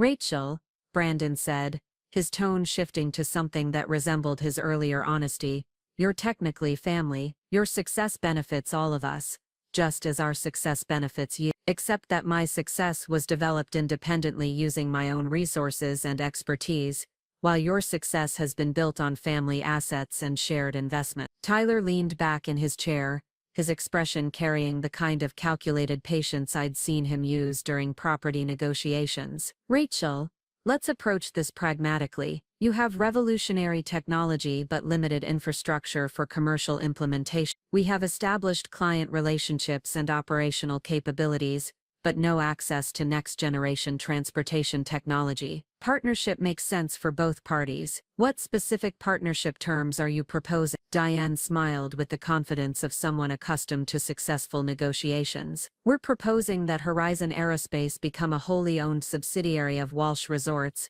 with you maintaining technical oversight while benefiting from our business development and marketing infrastructure. A wholly owned subsidiary, with very generous compensation arrangements and complete autonomy over technical decisions, Kristen added quickly, but with Walsh Resorts controlling commercial strategy, client relationships and revenue distribution. With Walsh Resorts providing comprehensive business support that allows you to focus on what you do best, Diane corrected. I had expected this approach. It was the same pattern they'd used throughout our marriage, acknowledging my technical capabilities, while assuming control over strategic decisions and commercial benefits. What happens if I'm not interested in subsidiary arrangements? The question created another uncomfortable silence. Finally, Brandon spoke. Rachel, we hope you'll consider the advantages of working together rather than independently. That sounds like a veiled threat. It's not a threat, Diane said firmly. It's a realistic assessment of market conditions. The aerospace industry favors established players with proven track records and substantial resources. Independent operators face significant challenges in commercial implementation. Are you suggesting that Walsh Resorts would actively oppose my efforts to commercialize Horizon Aerospace independently? We're suggesting that cooperation produces better outcomes than competition, Tyler replied. I removed another document from my portfolio, this one bearing the letterhead of 3 major aircraft manufacturers. These are preliminary licensing inquiries I received yesterday from Gulfstream, Boeing, and Airbus Consortium. All 3 companies are interested in exclusive licensing agreements for my hypersonic technology. The impact was immediate. Diane's composed expression faltered slightly, while Brandon and his siblings exchanged glances that suggested they hadn't anticipated this level of industry interest. Exclusive licensing, Kristen repeated carefully. Exclusive licensing with guaranteed minimum royalty payments in the 8-figure range annually, plus percentage participation in all related revenue streams. Those are preliminary inquiries, Tyler said dismissive. Actual contract negotiations would involve extensive technical validation and financial due diligence. Which brings me to my next point. I produced a tablet displaying real-time flight tracking data. The Horizon 1 is currently en route to London for meetings with European consortium representatives. Flight time from St. Moritz to London, 53 minutes. The silence stretched uncomfortably as they absorbed the implication. Not only did I have operational hypersonic technology, but I was actively demonstrating its capabilities to their potential competitors, while they sat in a Swiss conference room, making subsidiary proposals. You sent your aircraft to London without telling, Brandon asked, his voice carrying a mixture of surprise and something that might have been admiration. I sent my aircraft to London because I have business meetings that don't require Walsh family approval. Diane recovered her composure quickly, shifting to a more direct approach. Rachel, let's discuss this honestly. Walsh Resorts has significant financial obligations related to our expansion projects. Your technology could provide revenue streams that would benefit everyone involved. Meaning Walsh Resorts needs my technology more than I need Walsh Resorts' infrastructure. Meaning we could all benefit from strategic cooperation. And if I prefer to pursue independent commercialization, Diane's expression hardened almost imperceptibly. That would be unfortunate for our ongoing family relationships. There it was, the explicit threat I'd been expecting. Cooperation or consequences. Diane, are you suggesting that my relationship with your son depends on my willingness to surrender commercial control of my technology? I'm suggesting that marriage involves mutual consideration of family interests. The same family interest that led to my deliberate exclusion from travel arrangements 2 days ago. Brandon shifted uncomfortably. Rachel, that was a misunderstanding that we've apologized for. It was a calculated demonstration of power that backfired spectacularly, and now you're attempting the same approach on a larger scale. I stood up, gathering my documents with deliberate care. I want to thank you all for clarifying the Walsh family's position regarding my independence and my business assets. Rachel, wait, Kristen said quickly. We don't have to approach this as an adversarial situation. You're absolutely right. We don't have to approach this adversarial, but you're choosing to do exactly that, by demanding control over technology you didn't develop, using resources you didn't provide, based on expertise you don't possess. We're trying to find mutually beneficial arrangements, Tyler protested. You're trying to appropriate my life's work the same way you've appropriated every other contribution I've made to Walsh family interests over the past 6 years. Diane's tone shifted to the authoritative voice she used for final negotiation. Rachel, You're being emotional about what should be a straightforward business discussion. I'm being realistic about what is obviously an attempted takeover disguised as family cooperation. If you walk away from this discussion, you'll be choosing to operate independently of Walsh family support and resources. That's exactly what I'm choosing, Diane. The same independence your son told me to learn when he left me stranded at an airport shuttle stop. I moved toward the conference room door, then paused to deliver my final point. You should know that I've scheduled meetings with multiple aircraft manufacturers, 2 venture capital firms, and a consortium of international investors over the next week. All of them are interested in partnerships that recognize my ownership and control of Horizon Aerospace Technologies. Rachel, Brandon said, standing as well, please don't make irreversible decisions based on family misunderstanding. I'm making strategic business decisions based on family behavior that has been remarkably consistent for 6 years. As I reached the door, Diane played her final card. Rachel, if you proceed independently, you should understand that Walsh Resorts will be pursuing our own aerospace technology initiatives. Competition in this industry can be quite challenging. I turned back to face her directly. Diane, if Walsh Resorts attempts to interfere with my business operations or appropriate my intellectual property, you'll discover that I'm far better prepared for that challenge than you might expect. What does that mean? It means I've spent 3 years developing technology that makes your family's resources irrelevant to my success. And I've spent 6 years documenting every instance of your family's attempts to control and diminish my professional achievements. The threat was subtle but clear.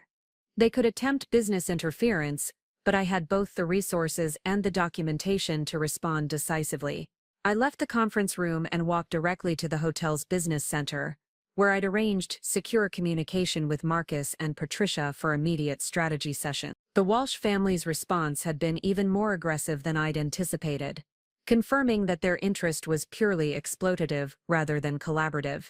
Marcus answered my call immediately, his voice carrying excitement about the London meeting. Rachel, the European consortium response has been extraordinary. They're prepared to discuss exclusive licensing agreements that would make Horizon Aerospace the primary technology provider for next-generation luxury aviation across multiple continents. Timeline: they want to finalize preliminary agreements within the next 10 days. The London demonstration flight convinced them that our technology is ready for immediate commercial implementation. And the financial terms, significantly better than anything the American manufacturers have proposed. We're talking about licensing fees, plus equity participation, that could make you one of the wealthiest technology entrepreneurs in the aerospace industry. Marcus, I need you to accelerate all negotiation timelines. I want signed agreements with our preferred partners before the end of the week. That's aggressive, even for technology this revolutionary. Is there something driving the urgency?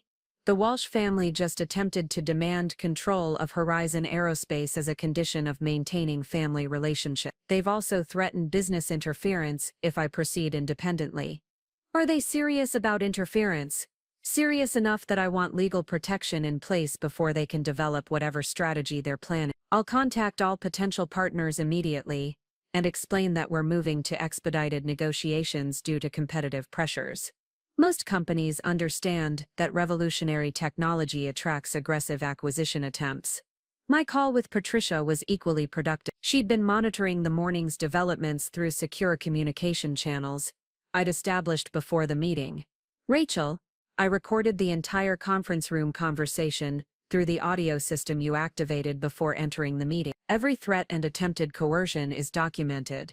Legal implications: if they attempt business interference or intellectual property challenges, we have clear evidence of their motivations and method. More importantly, their explicit threats regarding your marriage provide strong grounds for divorce proceedings that would protect all your assets. Divorce proceeding. Rachel, Diane Walsh just told you that your relationship with your husband depends on surrendering control of your business assets. That constitutes coercion and possibly extortion. No court would award them marital property rights under those circumstances. The afternoon proceeded with a series of productive business calls while I avoided contact with the Walsh family, who had apparently retreated to their own suites for strategy discussions. Henri discreetly informed me that they'd requested meeting rooms and privacy for the remainder of the day. At 4 o'clock, I received an unexpected visitor. Brandon knocked on my suite door, alone this time, his expression carrying a weariness that went beyond travel fatigue. "Rachel, can we talk privately? Not about business partnerships or family strategy, just about us." I invited him in, curious about what approach he might take without his family's support and guidance. "I want to apologize," he began, settling into one of the suite's comfortable chairs. "Not for this morning's meeting, which was Mother's approach, but for the past 6 years of our marriage." That's a comprehensive apology. It needs to be comprehensive, because the problems have been comprehensive. Brandon looked out at the mountain views before continuing. "Rachel, I've been thinking about your question yesterday, about how I managed to be married to someone for 6 years without recognizing who she really was. And what conclusion did you reach?" "I think I did recognize who you were. I think I chose to ignore it, because acknowledging your capabilities would have required acknowledging that I contributed very little to our relationship beyond family connections and shared lifestyle. The honesty was unexpected, and in its way, more painful than the business threats had been." "Brandon, why are you telling me this now?" "Because this morning, I watched my family attempt to steal your life's work, and I realized that I've been participating in the same pattern on a smaller scale for our entire marriage. Participating, taking credit for your ideas, dismissing your achievements, treating your expertise as something that should serve our family interests rather than your professional development." Brandon met my eyes directly. "I've been treating you like a resource rather than a partner." "Yes, you have. And now you've demonstrated that you never needed our resources or approval to achieve extraordinary success." "No, I never did." Brandon stood up and walked to the terrace doors, looking out at the snow-covered peak. "Rachel, if you filed for divorce tomorrow, what would happen to Horizon Aerospace?" "Nothing. It would remain completely under my control as separate property developed using independent resources." "And what would happen to Walsh Resorts?" "I don't know. That would depend on your family's financial situation and business strategies. Mother thinks your technology could save our expansion projects. Some of our recent investments haven't performed as expected, and the luxury travel market is more competitive than we anticipated." This was the first direct acknowledgement of the financial pressures I'd suspected. "How serious are the problems?" "Serious enough that losing access to revolutionary transportation technology could force us to scale back our growth plans significantly. And serious enough that your family is willing to threaten our marriage to gain control of that technology." "Yes." We sat in silence for several minutes, the weight of 6 years of accumulated disappointments and missed opportunities filling the space between us. "Brandon, what do you want from this conversation?"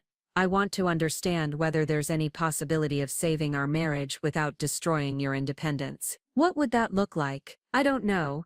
I've never been married to someone who didn't need anything I could provide." "I've never needed anything you could provide, Brandon. I needed things you could choose to give.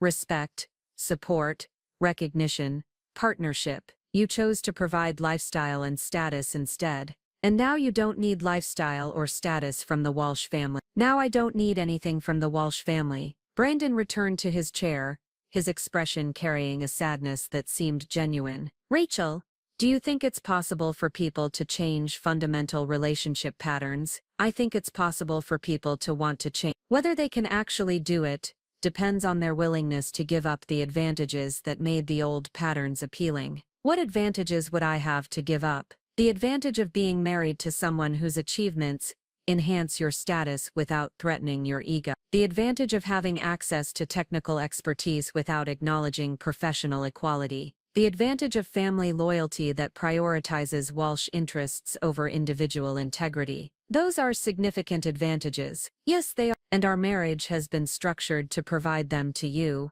while convincing me that I was receiving equal benefits." Brandon was quiet for a long time, processing the implications of what I'd said. Finally, he spoke again. "Rachel, if I were willing to give up those advantages, would you be willing to consider rebuilding our relationship on different terms?" "What different terms?" "Terms that recognize your independence and success rather than trying to control or diminish them. Terms that treat Horizon Aerospace as your achievement rather than a family asset." And how would your family react to those terms? Probably not well. Are you prepared to prioritize our marriage over your family's business interests? I don't know. I've never had to make that choice before. Brandon, that choice has been implicit in every major decision we've made as a couple. You've consistently chosen family business interests over our relationship. You're right. So the question is whether you're capable of making different choices, not whether you're willing to consider them. Brandon stood up again, his restless energy evident in his inability to remain seated during difficult conversation. Rachel,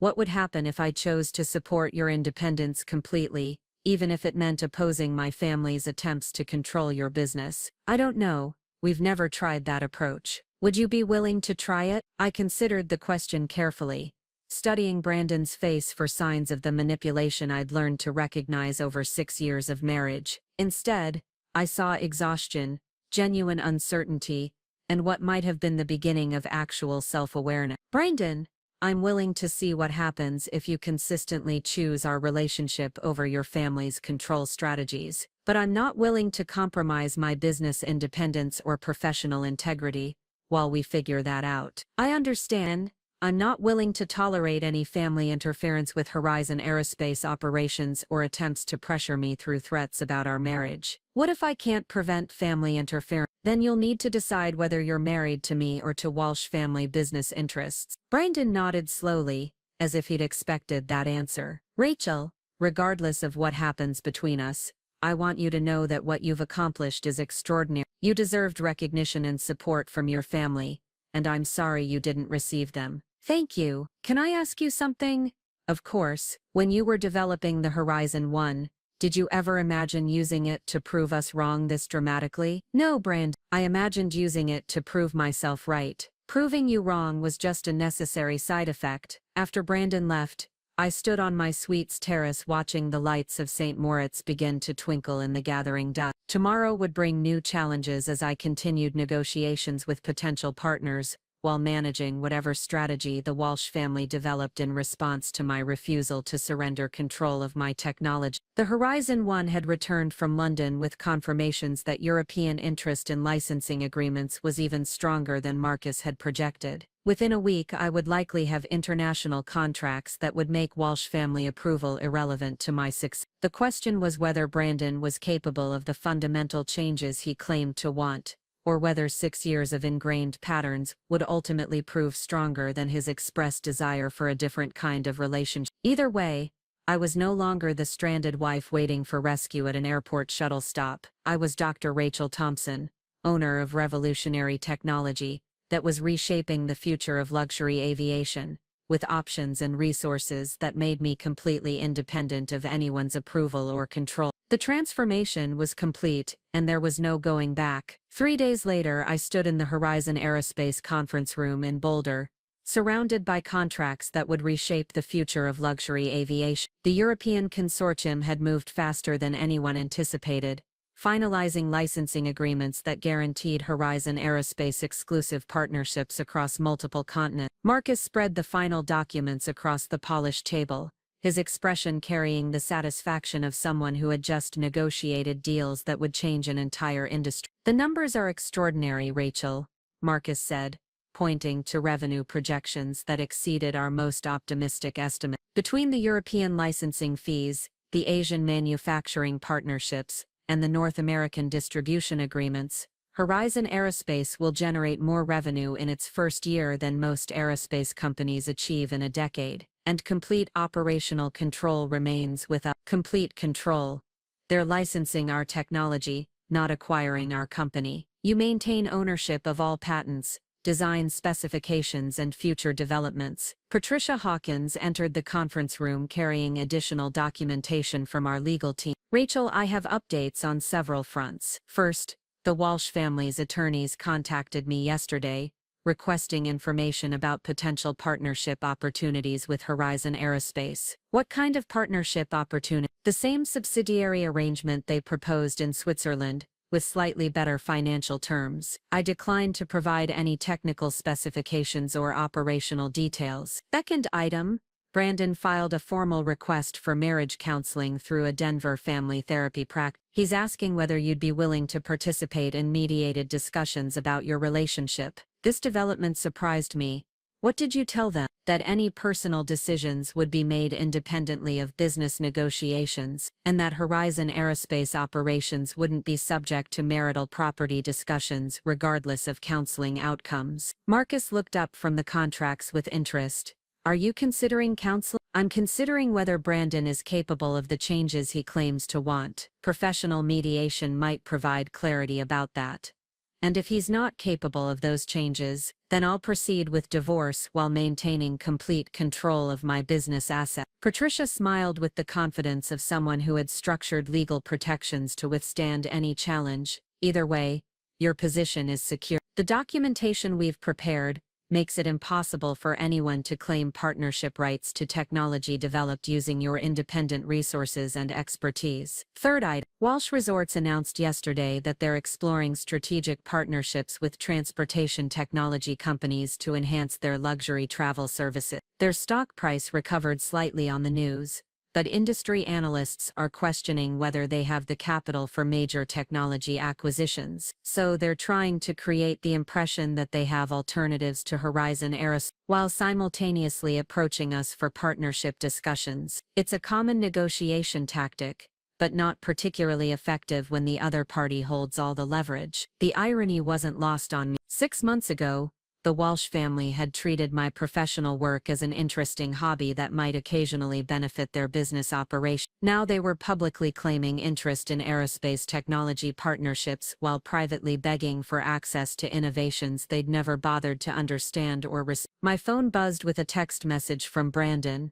Rachel, I know you're busy with business meetings, but I'm flying back to Denver this afternoon. Would you be willing to meet for dinner tonight? Just the two of us, no family. No business pressure. I showed the message to Marcus and Patricia, both of whom had become advisors on more than just technical and legal matters over the past week. What's your instinct? Patricia asked. My instinct is that Brandon is finally realizing the full scope of what he's lost, both personally and financially. And that matters to you?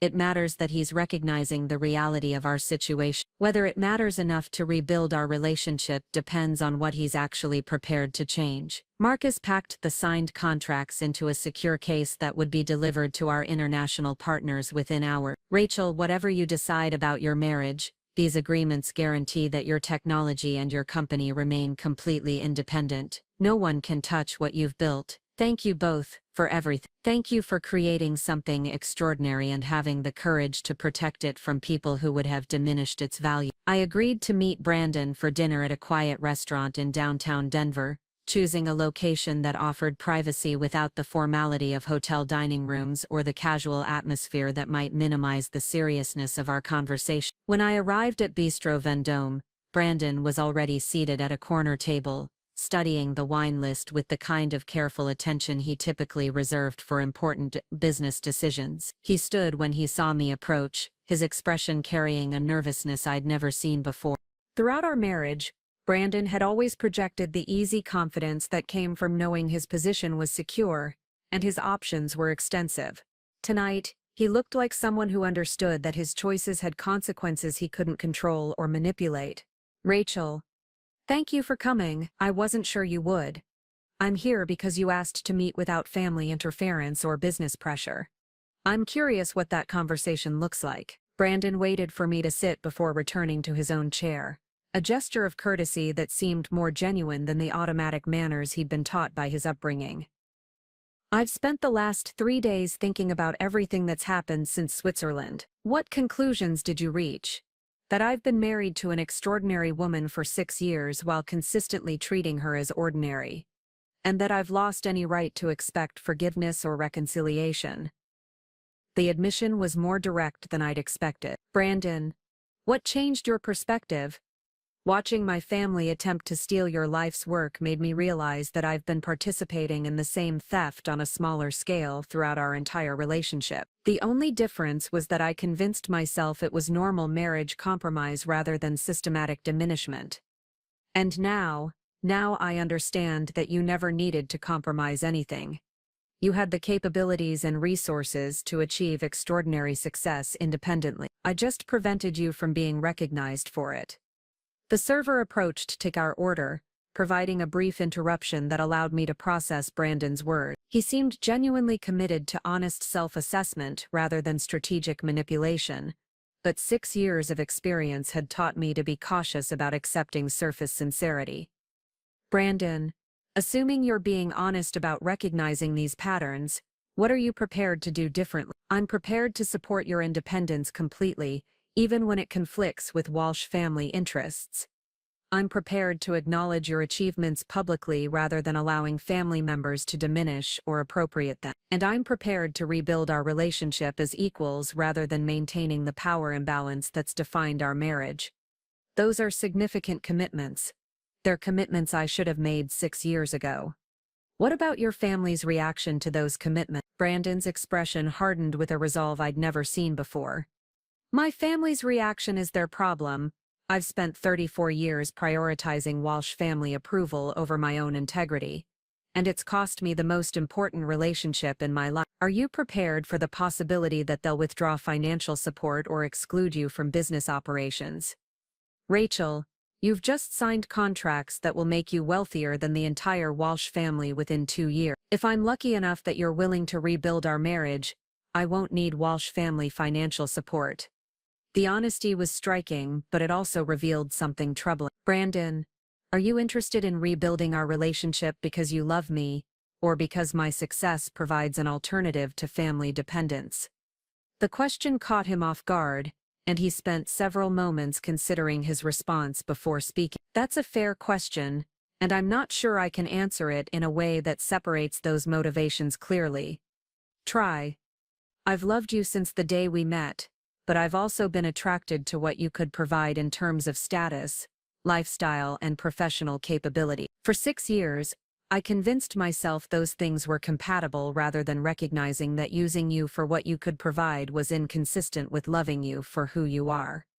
And now I'm terrified that I've permanently damaged the only relationship that's ever mattered to me because I was too selfish and insecure to appreciate what I had. The server returned with our entrees, but neither of us seemed particularly interested in eating. The conversation we were having felt more important than maintaining social conventions about dinner etiquette. Brandon, if we were to attempt marriage counseling, what would you hope to achieve? I'd hope to understand how to be married to someone whose success and independence I celebrate rather than trying to control or diminish. I'd hope to learn how to contribute to our relationship in ways that add value rather than taking value from your achievement. And if counseling revealed that you're not capable of those changes, then I'd accept that our marriage can't be salvaged, and I'd support whatever decisions you make about our future. Including divorce? Including divorce? With whatever financial arrangements you consider fair. What financial arrangements would you consider fair? Brandon set down his fork and looked directly at me. You keep everything related to Horizon Aerospace and any other business assets you've developed independently. I take responsibility for Walsh family obligations without expecting you to contribute resources or expertise. We divide only the assets that were genuinely joint acquisitions. That would leave you significantly less wealthy than you've been accustomed to being. Rachel, I've spent 6 years being wealthy because I was married to someone whose capabilities I exploited while pretending we were equal partners. If that wealth was based on a lie, then I don't deserve to keep it. The response surprised me with its directness and apparent sincerity. Have you discussed these financial arrangements with your family? No, and I'm not going to. This conversation is between you and me, not between you and the Walsh family business interests. How do you think they'll react when they realize you're not negotiating on their behalf? Probably with anger and accusations that I'm betraying family loyalty. But their reaction will confirm that I'm finally making the right choice. We spent the remainder of dinner discussing practical questions about marriage counseling, including scheduling and the selection of a therapist who specialized in relationships complicated by significant wealth and professional achievement disparity. Brandon seemed genuinely committed to the process, though I remained cautious about accepting his expressed willingness to change fundamental relationship patterns.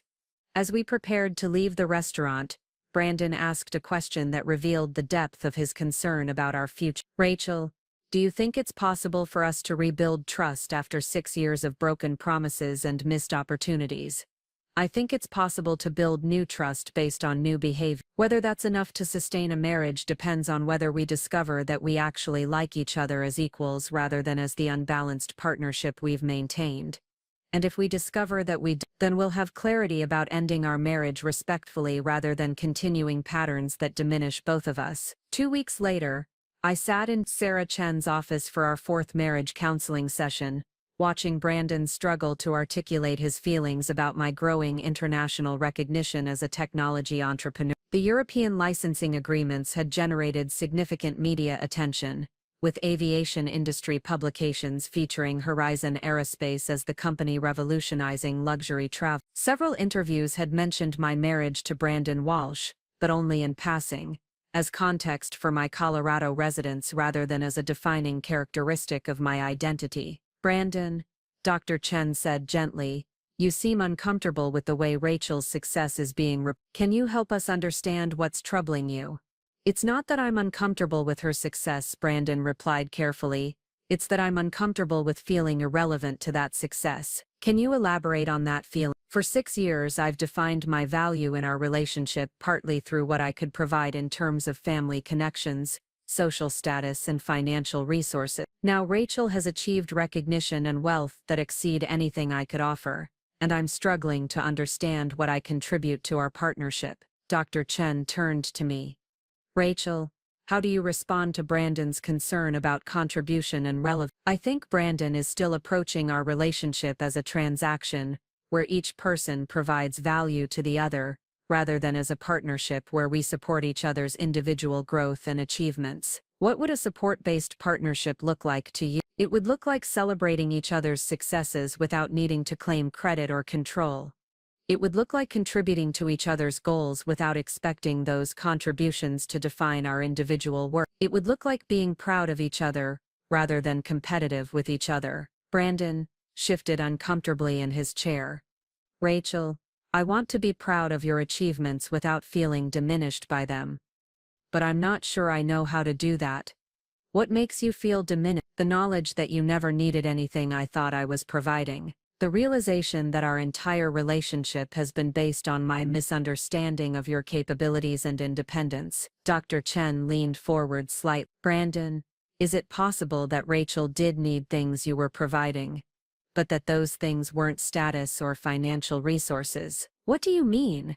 What might she have needed that had nothing to do with what you could provide and everything to do with who you are as a person? Brandon considered the question seriously.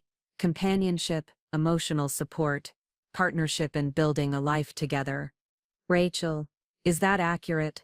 Partially. I needed companionship and emotional support, but I also needed respect for my independence and recognition of my capability. Brandon provided companionship while systematically undermining my professional identity. And now he's working to provide recognition and respect, but I'm not sure he's capable of maintaining that approach when it conflicts with his family's interests or his own insecurities. Dr. Chen addressed both of us. It sounds like you're both concerned about sustainable change versus temporary accommodation to circumstances. Is that accurate? We both nod. Brandon, what evidence could you provide Rachel that your support for her independence would continue even if external pressures encouraged you to return to previous patterns? I'm not sure. That's the problem.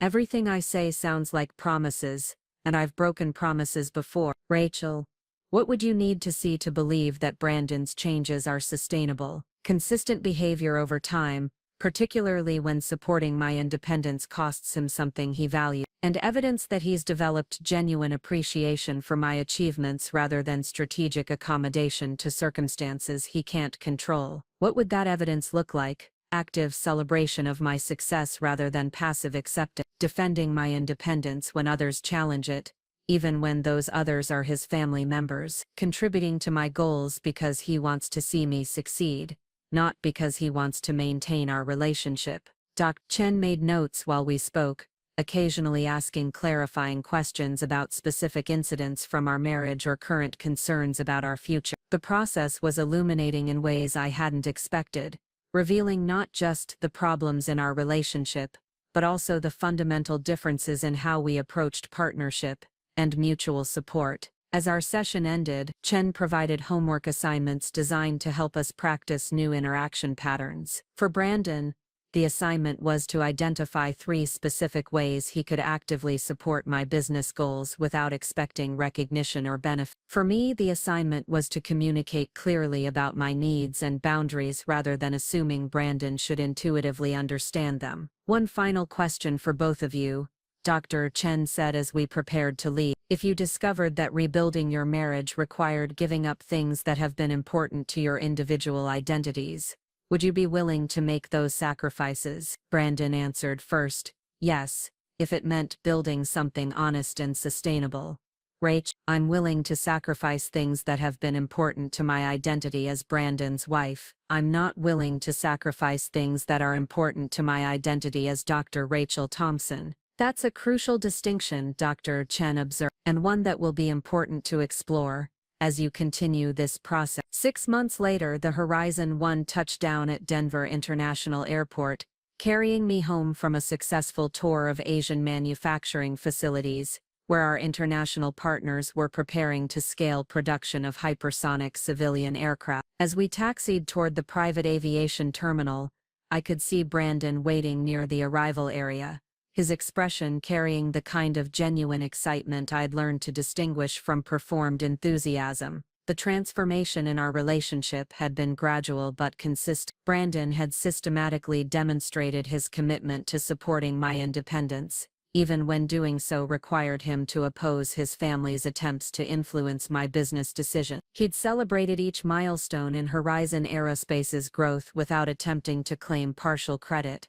and he'd defended my achievements when others questioned my capabilities or suggested that my success was somehow diminished by my marriage to a wealthy family. Most importantly, he'd begun developing his own professional identity separate from Walsh Family Enterprises, accepting a position with a Denver-based renewable energy company, where his skills were valued independently of his family connection. The work challenged him in ways that Walsh family management roles never had, and his growing confidence in his own capabilities had eliminated much of the insecurity that had driven his need to control or diminish my achievements. Dr. Thompson, he said as I emerged from the aircraft, using the formal address that had become his way of acknowledging my professional accomplishments in public settings. How did the Asian facilities inspection go?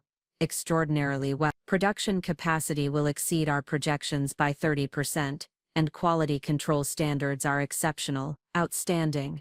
Marcus called this morning with updates on the South American licensing discussion. Apparently, 3 additional countries want to discuss exclusive regional partnerships. We drove home through Denver traffic while I reviewed business updates, and Brandon shared news about his own work developing sustainable energy solutions for luxury resort property. The conversation was easy and natural, representing the kind of partnership we'd never achieved during the first 6 years of our marriage. Rachel, Brandon said as we pulled into our driveway, I have something to tell you that you're going to find interesting. Good interesting or problematic interesting? Definitely good. My mother called yesterday to ask whether I thought you might be willing to consult on a Walsh Resorts transportation efficiency project. Consult how? As an independent contractor at market rates, with complete control over technical decisions and implementation strategies. The request represented a complete reversal from the Walsh family's attempts to appropriate my technology 8 months earlier. What changed their perspective? Reality. Their expansion projects have struggled without access to innovative transportation solutions, while your technology has revolutionized luxury travel for every other hospitality company that's licensed. And they think I'd be interested in helping them after everything that happened. They think you might be interested in demonstrating that independent success is more valuable than family control. What did you tell them? I told them that Dr. Rachel Thompson makes her own business decisions, and that any inquiries should be directed to your office rather than through family channels. Perfect response. I'm learning. That evening, as we sat on our terrace watching the sunset paint the Rocky Mountains in shades of gold and purple, I reflected on the extraordinary changes that had occurred since that morning when Brandon left me stranded at an airport shuttle.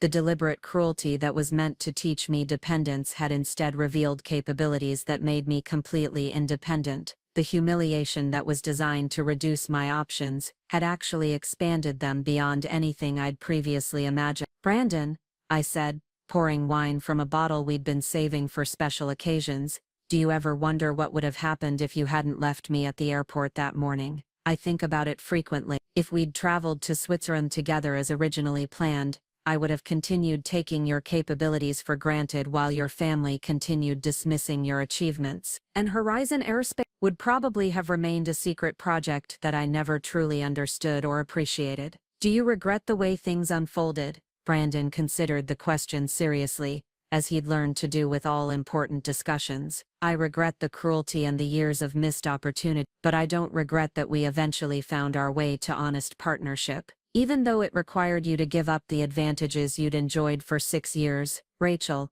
those advantages were based on diminishing someone I love in order to feel better about myself. Giving them up didn't cost me anything valuable. It freed me to discover what I'm actually capable of when I'm not focused on controlling someone else's capability." As darkness settled over Denver and the city lights began to twinkle below us, I felt a satisfaction that went far beyond professional success or personal vindication. The woman who had been abandoned at an airport shuttle stop had transformed into someone whose achievements were reshaping an entire industry. The marriage that had been built on inequality and accommodation had become a partnership based on mutual respect and individual strength. The Horizon 1 had carried me across oceans and continents, but the most important journey had been the one that carried me from accommodation to independence, from diminishment to recognition, from being someone's appendage to being completely unapologetically myself. Up next, you've got 2 more standout stories right on your screen. If this one hit the mark, you won't want to pass these up. Just click and check them out.